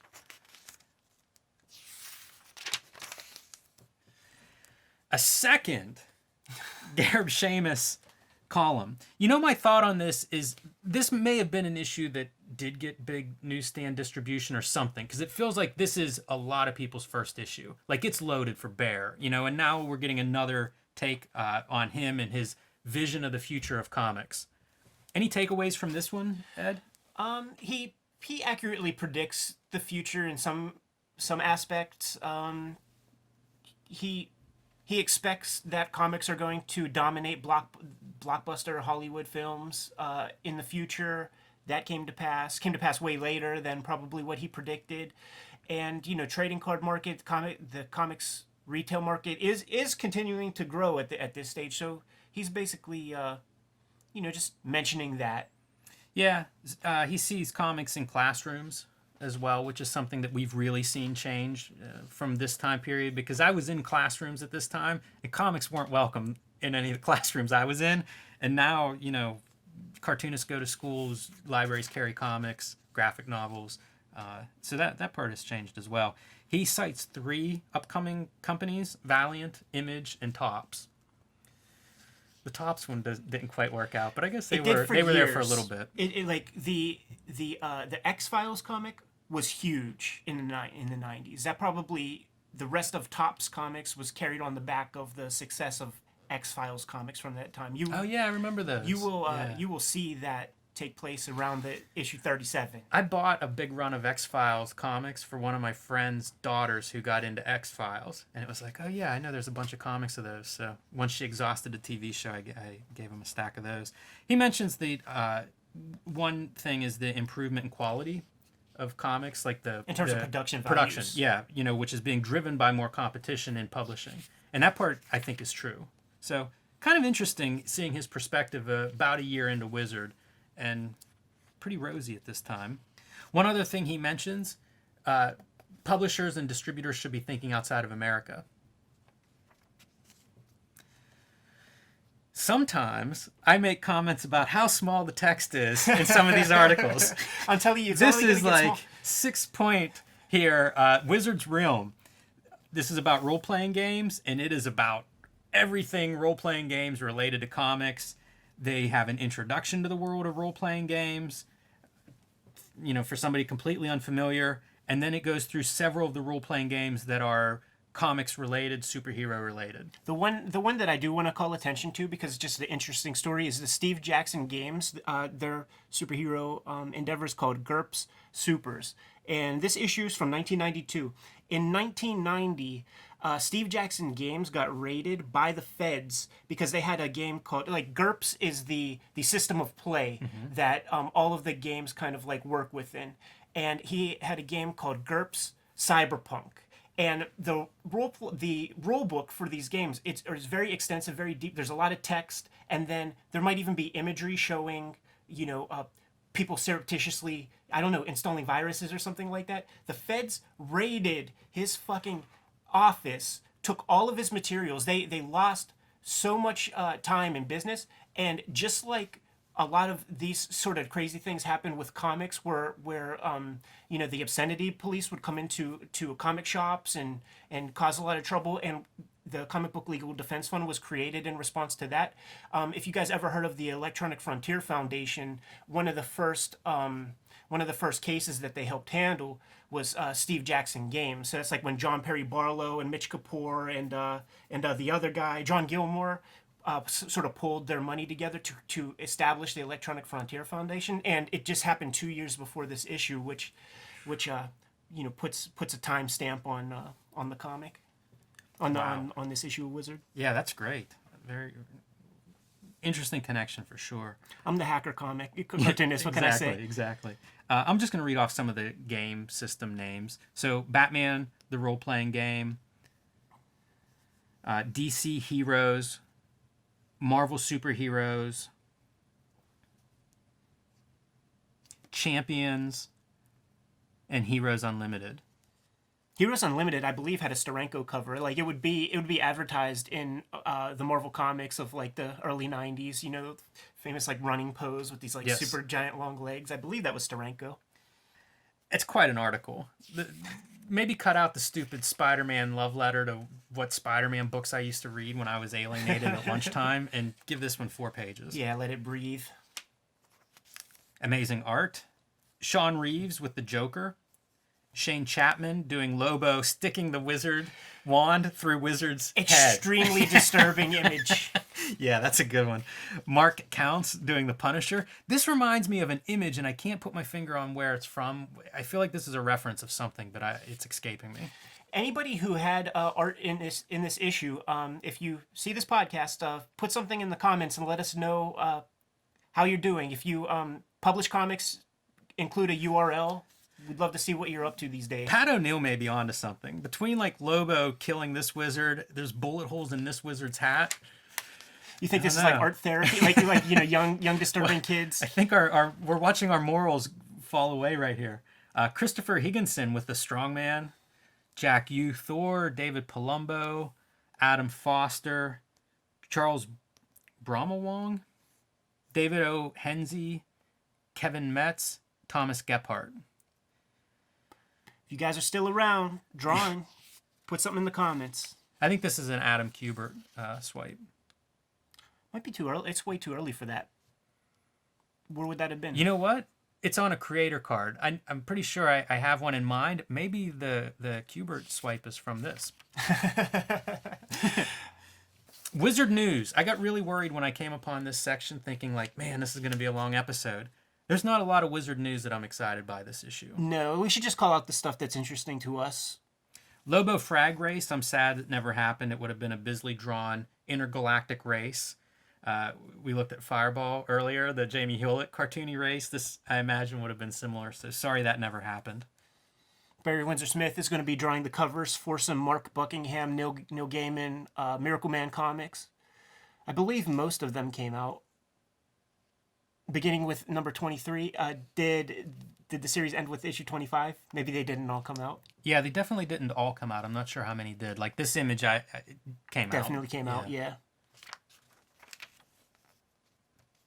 Image reveals 92 plans.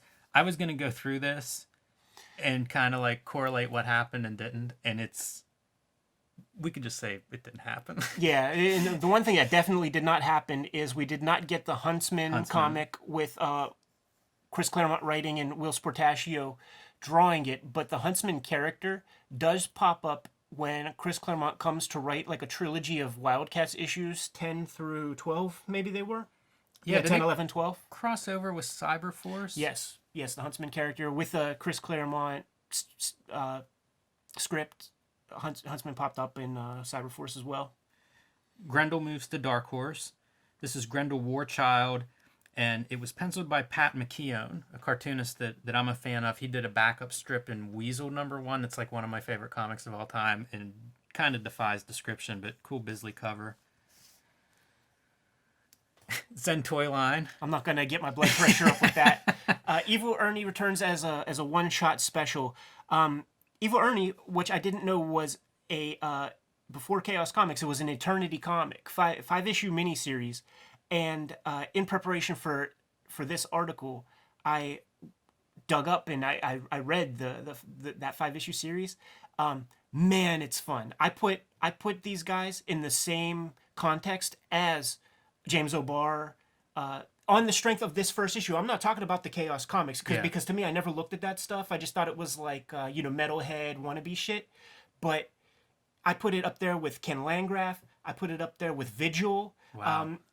The idea. So just to run through the story a little bit, Ernie Fairchild, I believe, is a human guy, right? And he's got these demons, and he's in an insane asylum. He's tied down, and every 2 seconds he's busting out, and he's killing people in the psycho ward. And there's this doctor lady she's going to save him. Eventually, they put him in like a what the hell is the electroshock therapy kind of gimmick, right? But it's like a Kirby fucking electroshock therapy thing, and he is so crazy that he shorts it out. Now, Evil Ernie is like a hallucination in his mind, and it looks like the Iron Maiden Evil Eddie.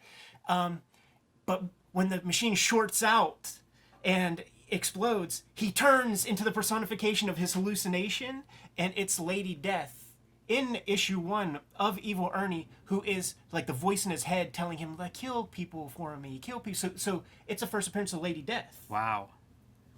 So this is the first Brian Pulido, Stephen Hughes call out in Wizard, which these guys will be trumpeted a whole lot. Sure. Like when I get into Wizard, that's the first time I hear of Chaos Comics, and I hear about it relentlessly, issue by issue. Awesome, man. That sounds good to me. I'm curious to check it out now. Cyberrad sells out. Spidey sells out. Both of these sellouts are attributed to hologram cover gimmicks, which is crazy to me. I can remember, obviously people joke about all of the hologram, foil stamp, whatever covers. That never bothered me because I never cared about those things. Usually it would annoy me because it would be, instead of some cool cover artist that I like, it would be the stupid hologram. I'm amazed that these actually moved the needle, and I guess they would have, or people wouldn't have kept doing it. But man, I can't believe people were buying it for those reasons.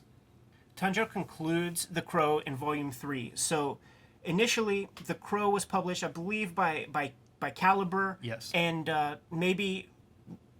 I guess Kitchen Sink comes later. So yes. It's initially a 4-issue stretch for Caliber.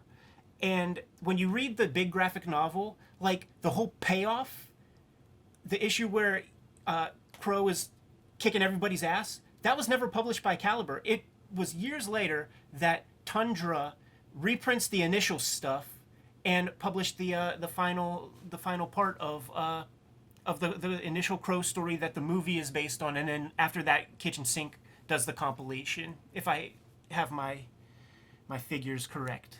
Yeah, I was super into The Crow. That was one of those early black and white books that I happened to see, and it was just like mind blowing. I got it at like a Walden Books at a Century 3 mall, and The Crow was there, and Watchmen wasn't. So that is how big The Crow was, before the movie. But it connected with the mall crowd. Kids who would hang out at the mall, man. Like, they weren't looking for Watchmen. They were looking for some goth shit. Some 9 Inch Nails type industrial pre-emo fucking Crow shit.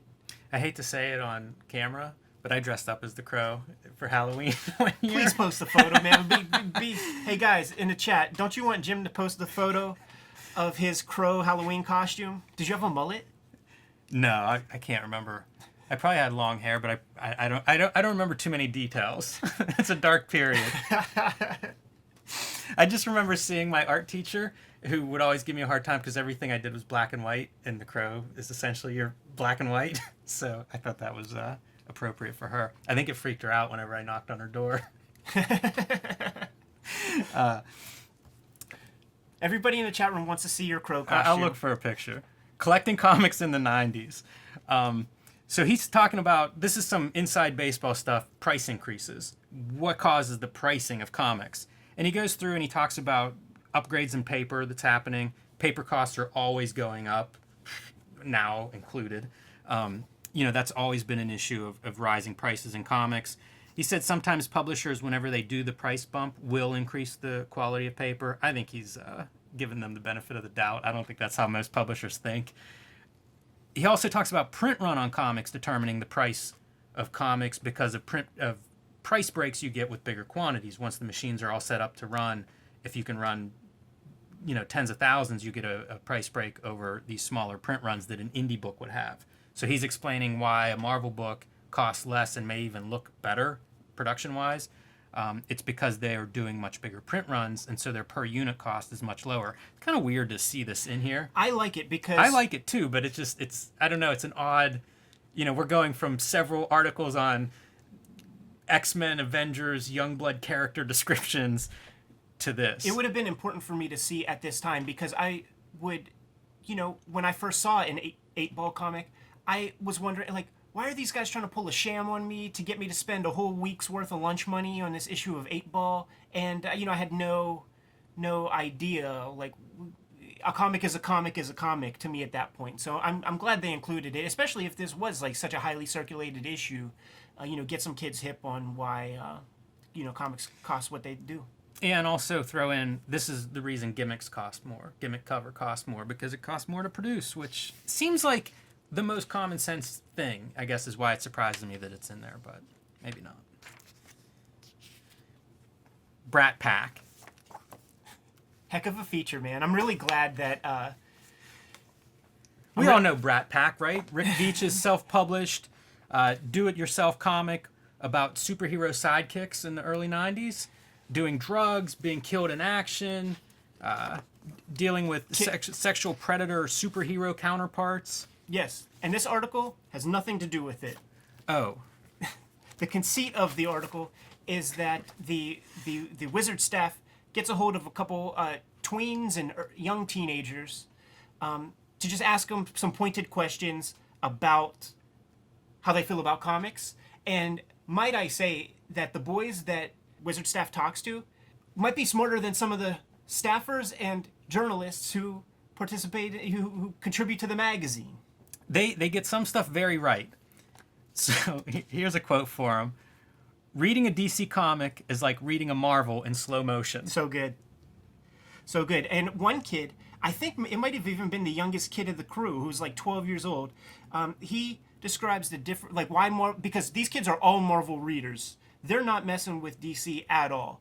And the youngest kid says that just look at Superman and look at Spider-Man. Spider-Man has been around for half the time that Superman has been around, but he's gone through so many changes and has evolved over time. Superman is still the same character he's always been.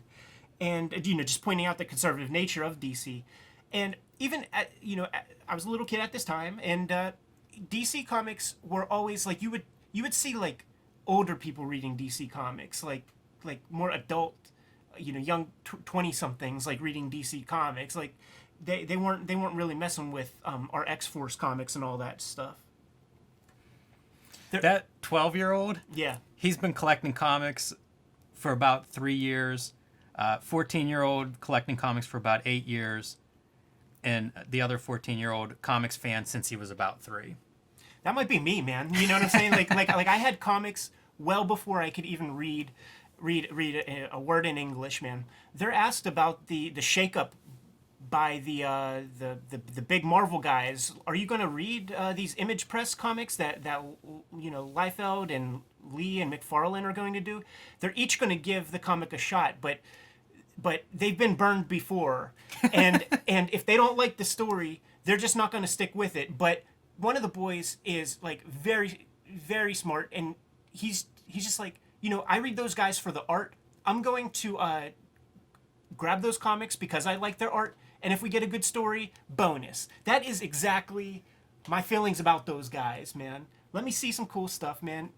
If there's a good story in there, fine, but you could like comics for many different reasons. What could other publishers do to compete with Marvel? They need a couple of tougher characters, guys like Punisher and Wolverine. The other companies can't match up with their bland, out-of-date characters. Yeah, the place where they misjudge. With the way things are going, where do you see Marvel in 5 years? Still on top? Yeah, I don't think Marvel can be beat. 4 years later, Marvel files for bankruptcy, so they don't quite make it to the 5-year mark. Wizard's Crystal Ball by Greg Bowles. Man, I was ready to cut another promo. I was expecting a Valiant plug of some sort or another, and lo and behold, the book that he plugs is Terror Inc. The reason this is significant is it's by Argentinian cartoonist Jorge Zaffino, who did a very shadowy, amazing style. It was dark, it was gritty, it was incredible. Again, in this era of Jim Lee and pen nib inking, this was a very alternative approach to drawing. So I pulled out a few Jorge Zaffino. He died at a young age, died in, I think, 2002 at age 43. So we don't have a big body of work for him. A lot of the work that he did was with writer Chuck Dixon. But to me, he's one of the great cartoonists. Certainly, if you're looking through some of these guys who brought in some new flavors, some new influences to comics, this is one of those guys. So this is Winter World from Eclipse Comics. Probably one of his best comics. And this is one of his earliest, and it is when he was still using like a very Joe Kubert like style. Like there are like, to me, there are like 3 periods of Zaffino's work, and this is like Joe Kubert period. And then like the Punisher, Nom, put that one up, man. Seven block. That period to me is actually my favorite period. yeah, this is a great one. This comic 7 block, I just reread it last night. To me, it's like, This is just beautiful. to me, it's like, imagine if Junji Ito like wrote a story for like Mazzucchelli to draw or something. Like that's how the book reads, man. And I think Mazzucchelli pulls a lot from Zaffino work, from like the Punisher, from around like the Punisher period, I would say. I brought 2 of these. This was the original printing. I think this was Epic Comics.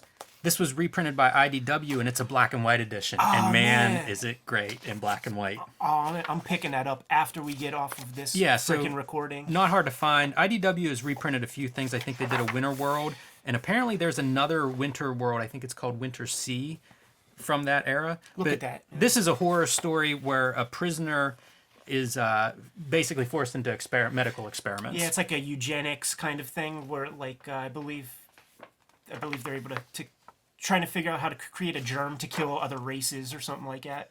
This is a really good one. I don't know if you've seen this one, Ed, but no. Conan the Barbarian. It's a nice, big, meaty story, probably 30 pages of his black and white art, and it's Conan, sword fights and demons and really great stuff. It's funny that he's such a good fit for things like guns and Punisher and urban setting, but then he's equally adept at, barbarians and horses and fighting,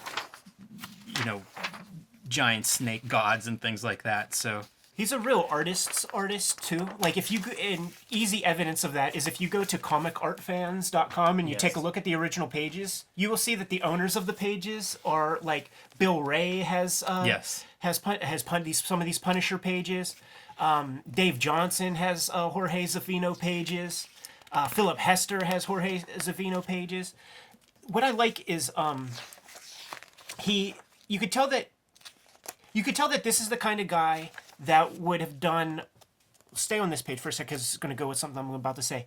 But you could tell this is a guy who probably does regular life drawing classes, like croquis courses and stuff like that, because he is just so adept at the human figure that I can't imagine that he's posing models for every panel or anything like that. Like, I think he's naturally getting that.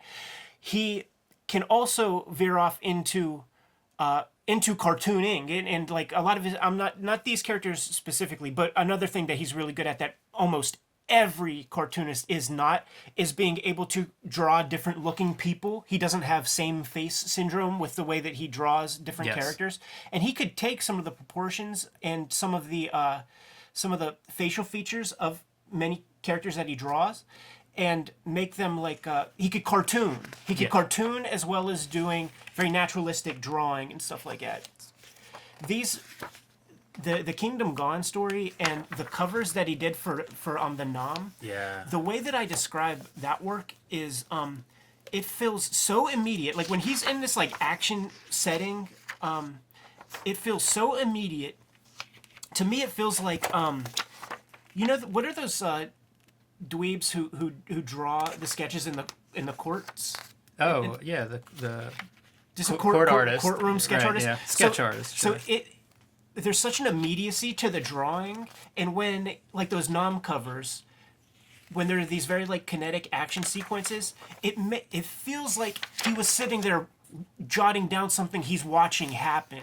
Like that's the style of inking that he chose whenever he was drawing those things, man. And there's a lot of that here. Like my Zaffino, I want action. I want dark. Whenever there's like domestic bullshit, I don't want any of that. Chuck Dixon, take that out of there. It's a pretty good face. Just let me see him kick ass. That's another thing a lot of cartoonists can't draw is old people or babies. We talked about last episode some shortcomings there. Like you could see that he has a total command of the figure, but he uses his like really fast inking style that brings information, but he's also getting like not happy accidents, but he's allowing. He doesn't need to be precious with every line he puts down, and it creates this amazing feel. Yeah, it's very alive. This is beginning of this episode, I made a note about liking Rob Liefeld's art better when he inks himself. Yeah. Because so much drawing happens there, and people talk about losing that life as you go through drafts and revisions and trying to keep that alive in the inking stage. This is a guy that could do that could keep that live movement, sense of urgency and stuff. So, Rest Jorge in peace. Zaffino, one of the great draftsmen to come through comics and to come through Marvel and genre comics there. We don't need to fuck with Greg BS anymore. He does end his column plugging the latest Valiant book, so way to be stay true. Oh man. Once again, you turn the page and what do you find? This could have been the whole magazine. Spawn #1. Solicitation for Spawn. Clearly the pick for Wizard's hat, At least they gave Spawn its own page as opposed to Youngblood splitting time with Armageddon Inferno. McFarlane at this point had basically a 1-year absence from the comic book game. His first new comic inside of a year, and it was this. And the first Spawn comic I got, Spawn issue number 5. So I didn't get in the game at the beginning. And if I could use this time right here to make a public apology to Todd McFarlane, I'm going to request some of the Kayfabe space. So yeah, I guess I should apologize to Jeff Smith too. But when I was a young boy, like I drew this Spawn before I saw kids at school had Spawn comics. So I basically like raced home to try to like record what I think I saw when I was at school, because the kids who had the Spawn comics, they were investors, so they did not open them. They didn't want that spine cracked or anything like that. Yeah, and here's like another Spawn where I was trying to get this what I saw in my head down. So I got some things wrong. Man, but, I love the marker ink. Sharpie. Yeah. But as I said, I have a public apology to make to Todd McFarlane, because I took one of my friends who was less concerned about the value of the Spawn comics and couldn't help but read it. I was able to get him to come with me on the bus to go to Office Max in Century Square so that I could make Xeroxes of the first 2 issues of Spawn when I was like 11 years old. And as you could see, like I didn't want my shit to be so bootleg, so I colored it with marker. That's amazing. I am loving this. But this is how I read like the first couple Spawn comics, man. It's incredible that you hand colored it. And look, you could see the Stan Lee Greats videotapes being promoted inside the pages of Spawn 1. Look at how dark it is. Yeah. But you know what? I didn't care. So Todd That is McFarlane. amazing. Now Todd, this is my copy of Spawn here, so I did go back and buy it. But you know, I took a couple pennies away from your last ivory back scratcher or whatever it is that you buy with your cash. Barry Bonds baseballs. That's true. That's fantastic. I just saw Tom Warzakowski at a show the other day, and he had the Spawn jacket similar to the Extreme Studios, same style, you know, the leather sleeves. Yeah, the Letterman jacket. Yeah, with the Spawn logo on the back, really cool. So, obviously, huge book. We'll be talking about Spawn, I'm sure, moving forward quite a bit. Back cover ads. Image is starting to stack up, man. Wildcats. Yeah, the whole column. You know, like they're not just stacking up; they're dominating these ads. The only pictures are of image books, image characters. We'll see an ad like this again in a couple minutes.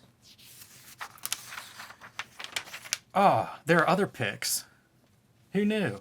RoboCop versus Terminator 1. Frank Miller writer, Walt Simonson artist. Good looking book. Recommend that when you find it in a quarter box. We gave Unity way too much shine already. New Warriors 25, Mark Bagley's last issue. Pretty good accomplishment. Not very many books get launched and build a following. New Warriors is one of those. So way to go to those guys. Batman Shadow of the Bat, Norm Brayfogle, Alan Grant. Primo Brayfogle, man. Web of Spider-Man 90. It's just the 30th anniversary issue. 4 by 5 inch cover hologram. That's why you want to buy that. Oh yeah, Jesus, I have that thing with Alex Saviuk trying to do his McFarlane / Jim Lee. Eclipso, Darkness Within, Bart Sears from Brutes and Babes, one of his higher profile books. More picks. Anything stand out to you in the pick? Not on that page. Next page, X-Men 10 jumped out at me because it's one of Jim Lee's last issues. I think he might go to 11 or 12. It's not the best Jim Lee. Like you could tell he's kind of dashing it off, and as you move forward in the book, you could absolutely tell why he's not giving his all, because in the same issue there is an ad for comics, and here's the initial image efforts and an actual image of Spartan from Wildcats, Jim Lee's premier image title. So I thought that was worth pulling. Sure. And making note of. We're seeing the image guys grow there.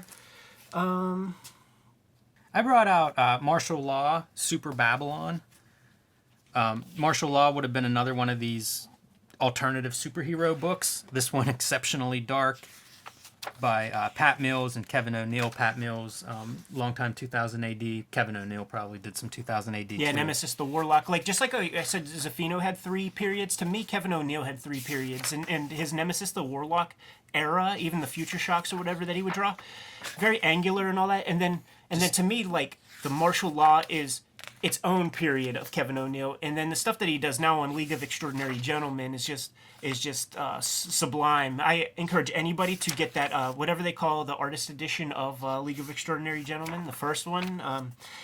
That's the way to read. Yeah, he's that a wild cartoonist. You know, he's drawing a million things. This is an especially dark take on the superhero genre, but quite a few of those around if you're a fan of martial law. What was the Alan Moore quote about if Watchmen killed the superhero genre, martial law danced and pissed on its grave. Pretty good. That Alan Moore can turn a phrase. It's like he's a writer or something. Very much. This month's number ones. I pulled a couple of books from here. Angry Man, number 1. This is by Eric Haven. still an active cartoonist today. Eric Haven, like our guy. Yeah, yeah. Oh, wow. Alternative, yeah. Published by Ad House, Fantagraphics.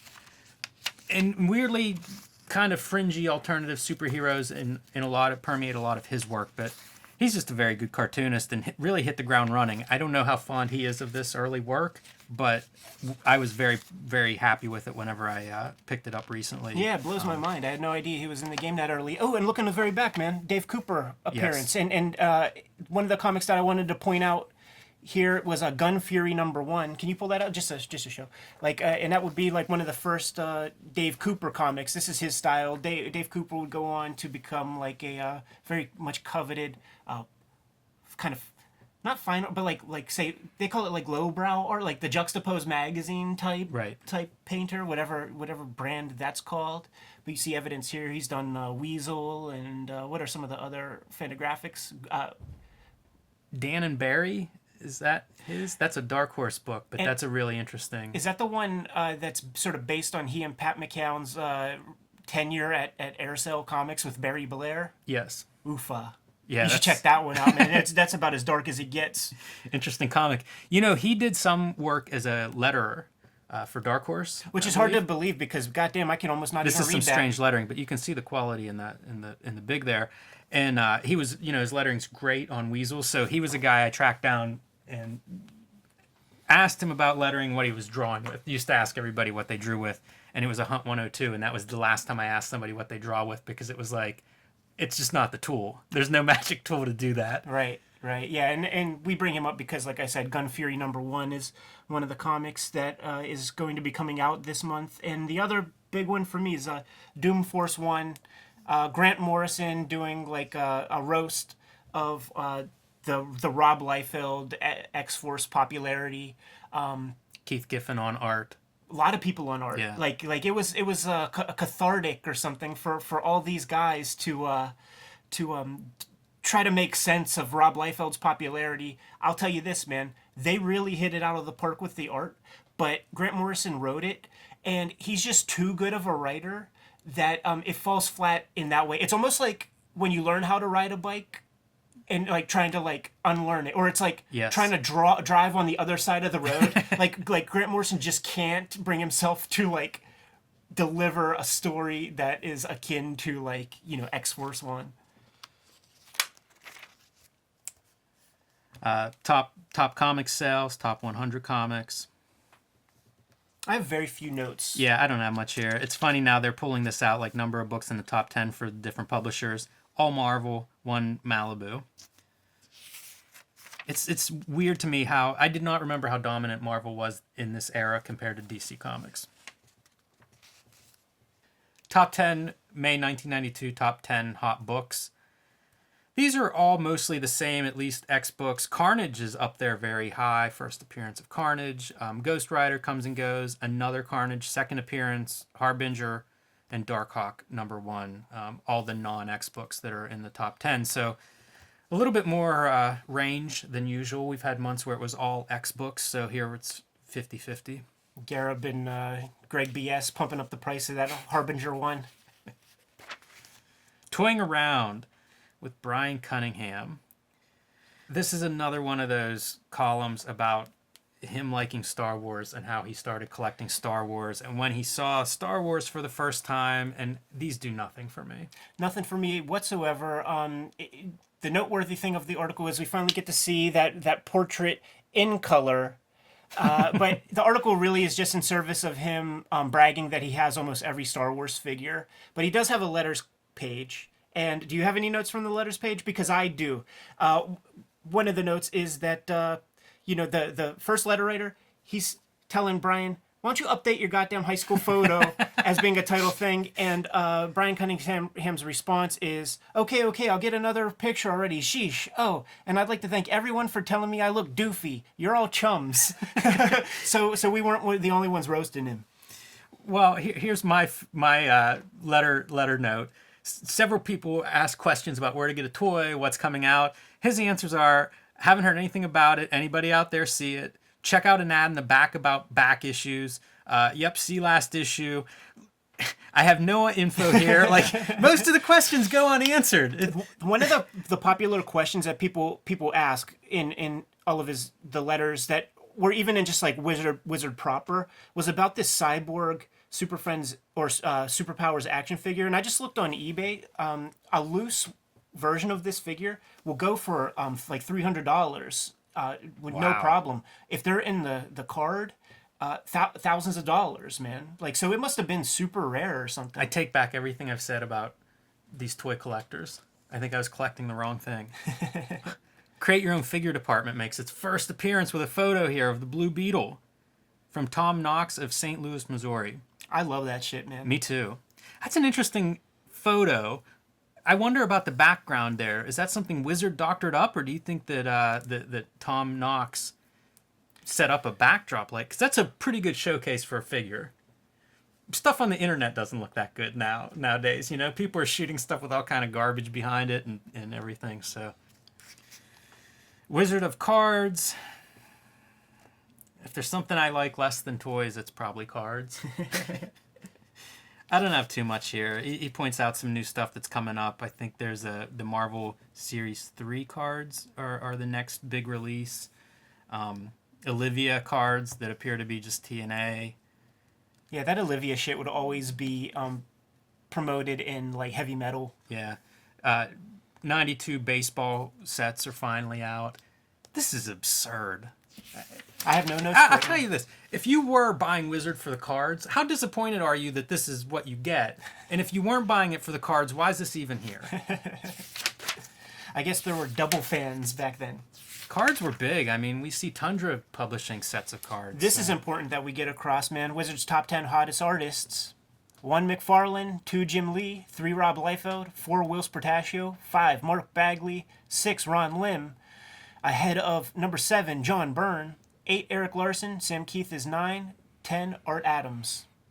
You're going to see the same faces on the Wizard hot list for artists for a very long time. I'm not sure when the writers start showing up on this page, though. Yeah, probably after they get their like 4,000th letter complaining that the list never changes. But what happens month to month, you know? Nothing significant in here. Del Keown is called out. Again, as like, start grabbing your Del Keown Hulk back issues. Yeah, I don't know if those back issues ever really appreciated in price. You know, like some of the early McFarlanes would be kind of pricey, but at some point that kind of stops with artists, I think. They basically what it's worth calling out because they see him in the pantheon as the right. Image guys. So it's worth noting for that reason specifically. Neil Gaiman looks like Fart Man. Like, I was gonna call him a Ramon, but yeah, same, that too. Same thing, right? And Charles Vess, like I don't want people to disrespect him, but I saw some recent photos, like Facebook, all that.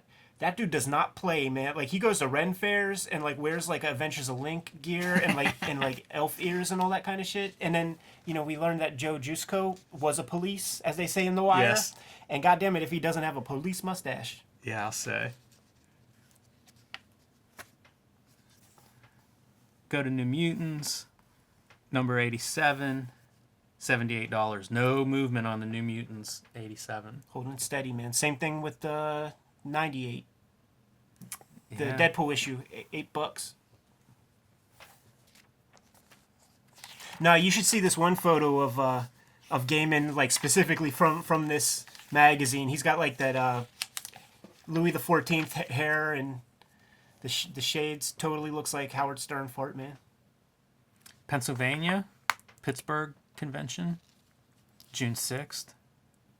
Still a little early for my taste, man, but I'm Green glad. Tree Marriott. I'm glad to know it's there. Here we go.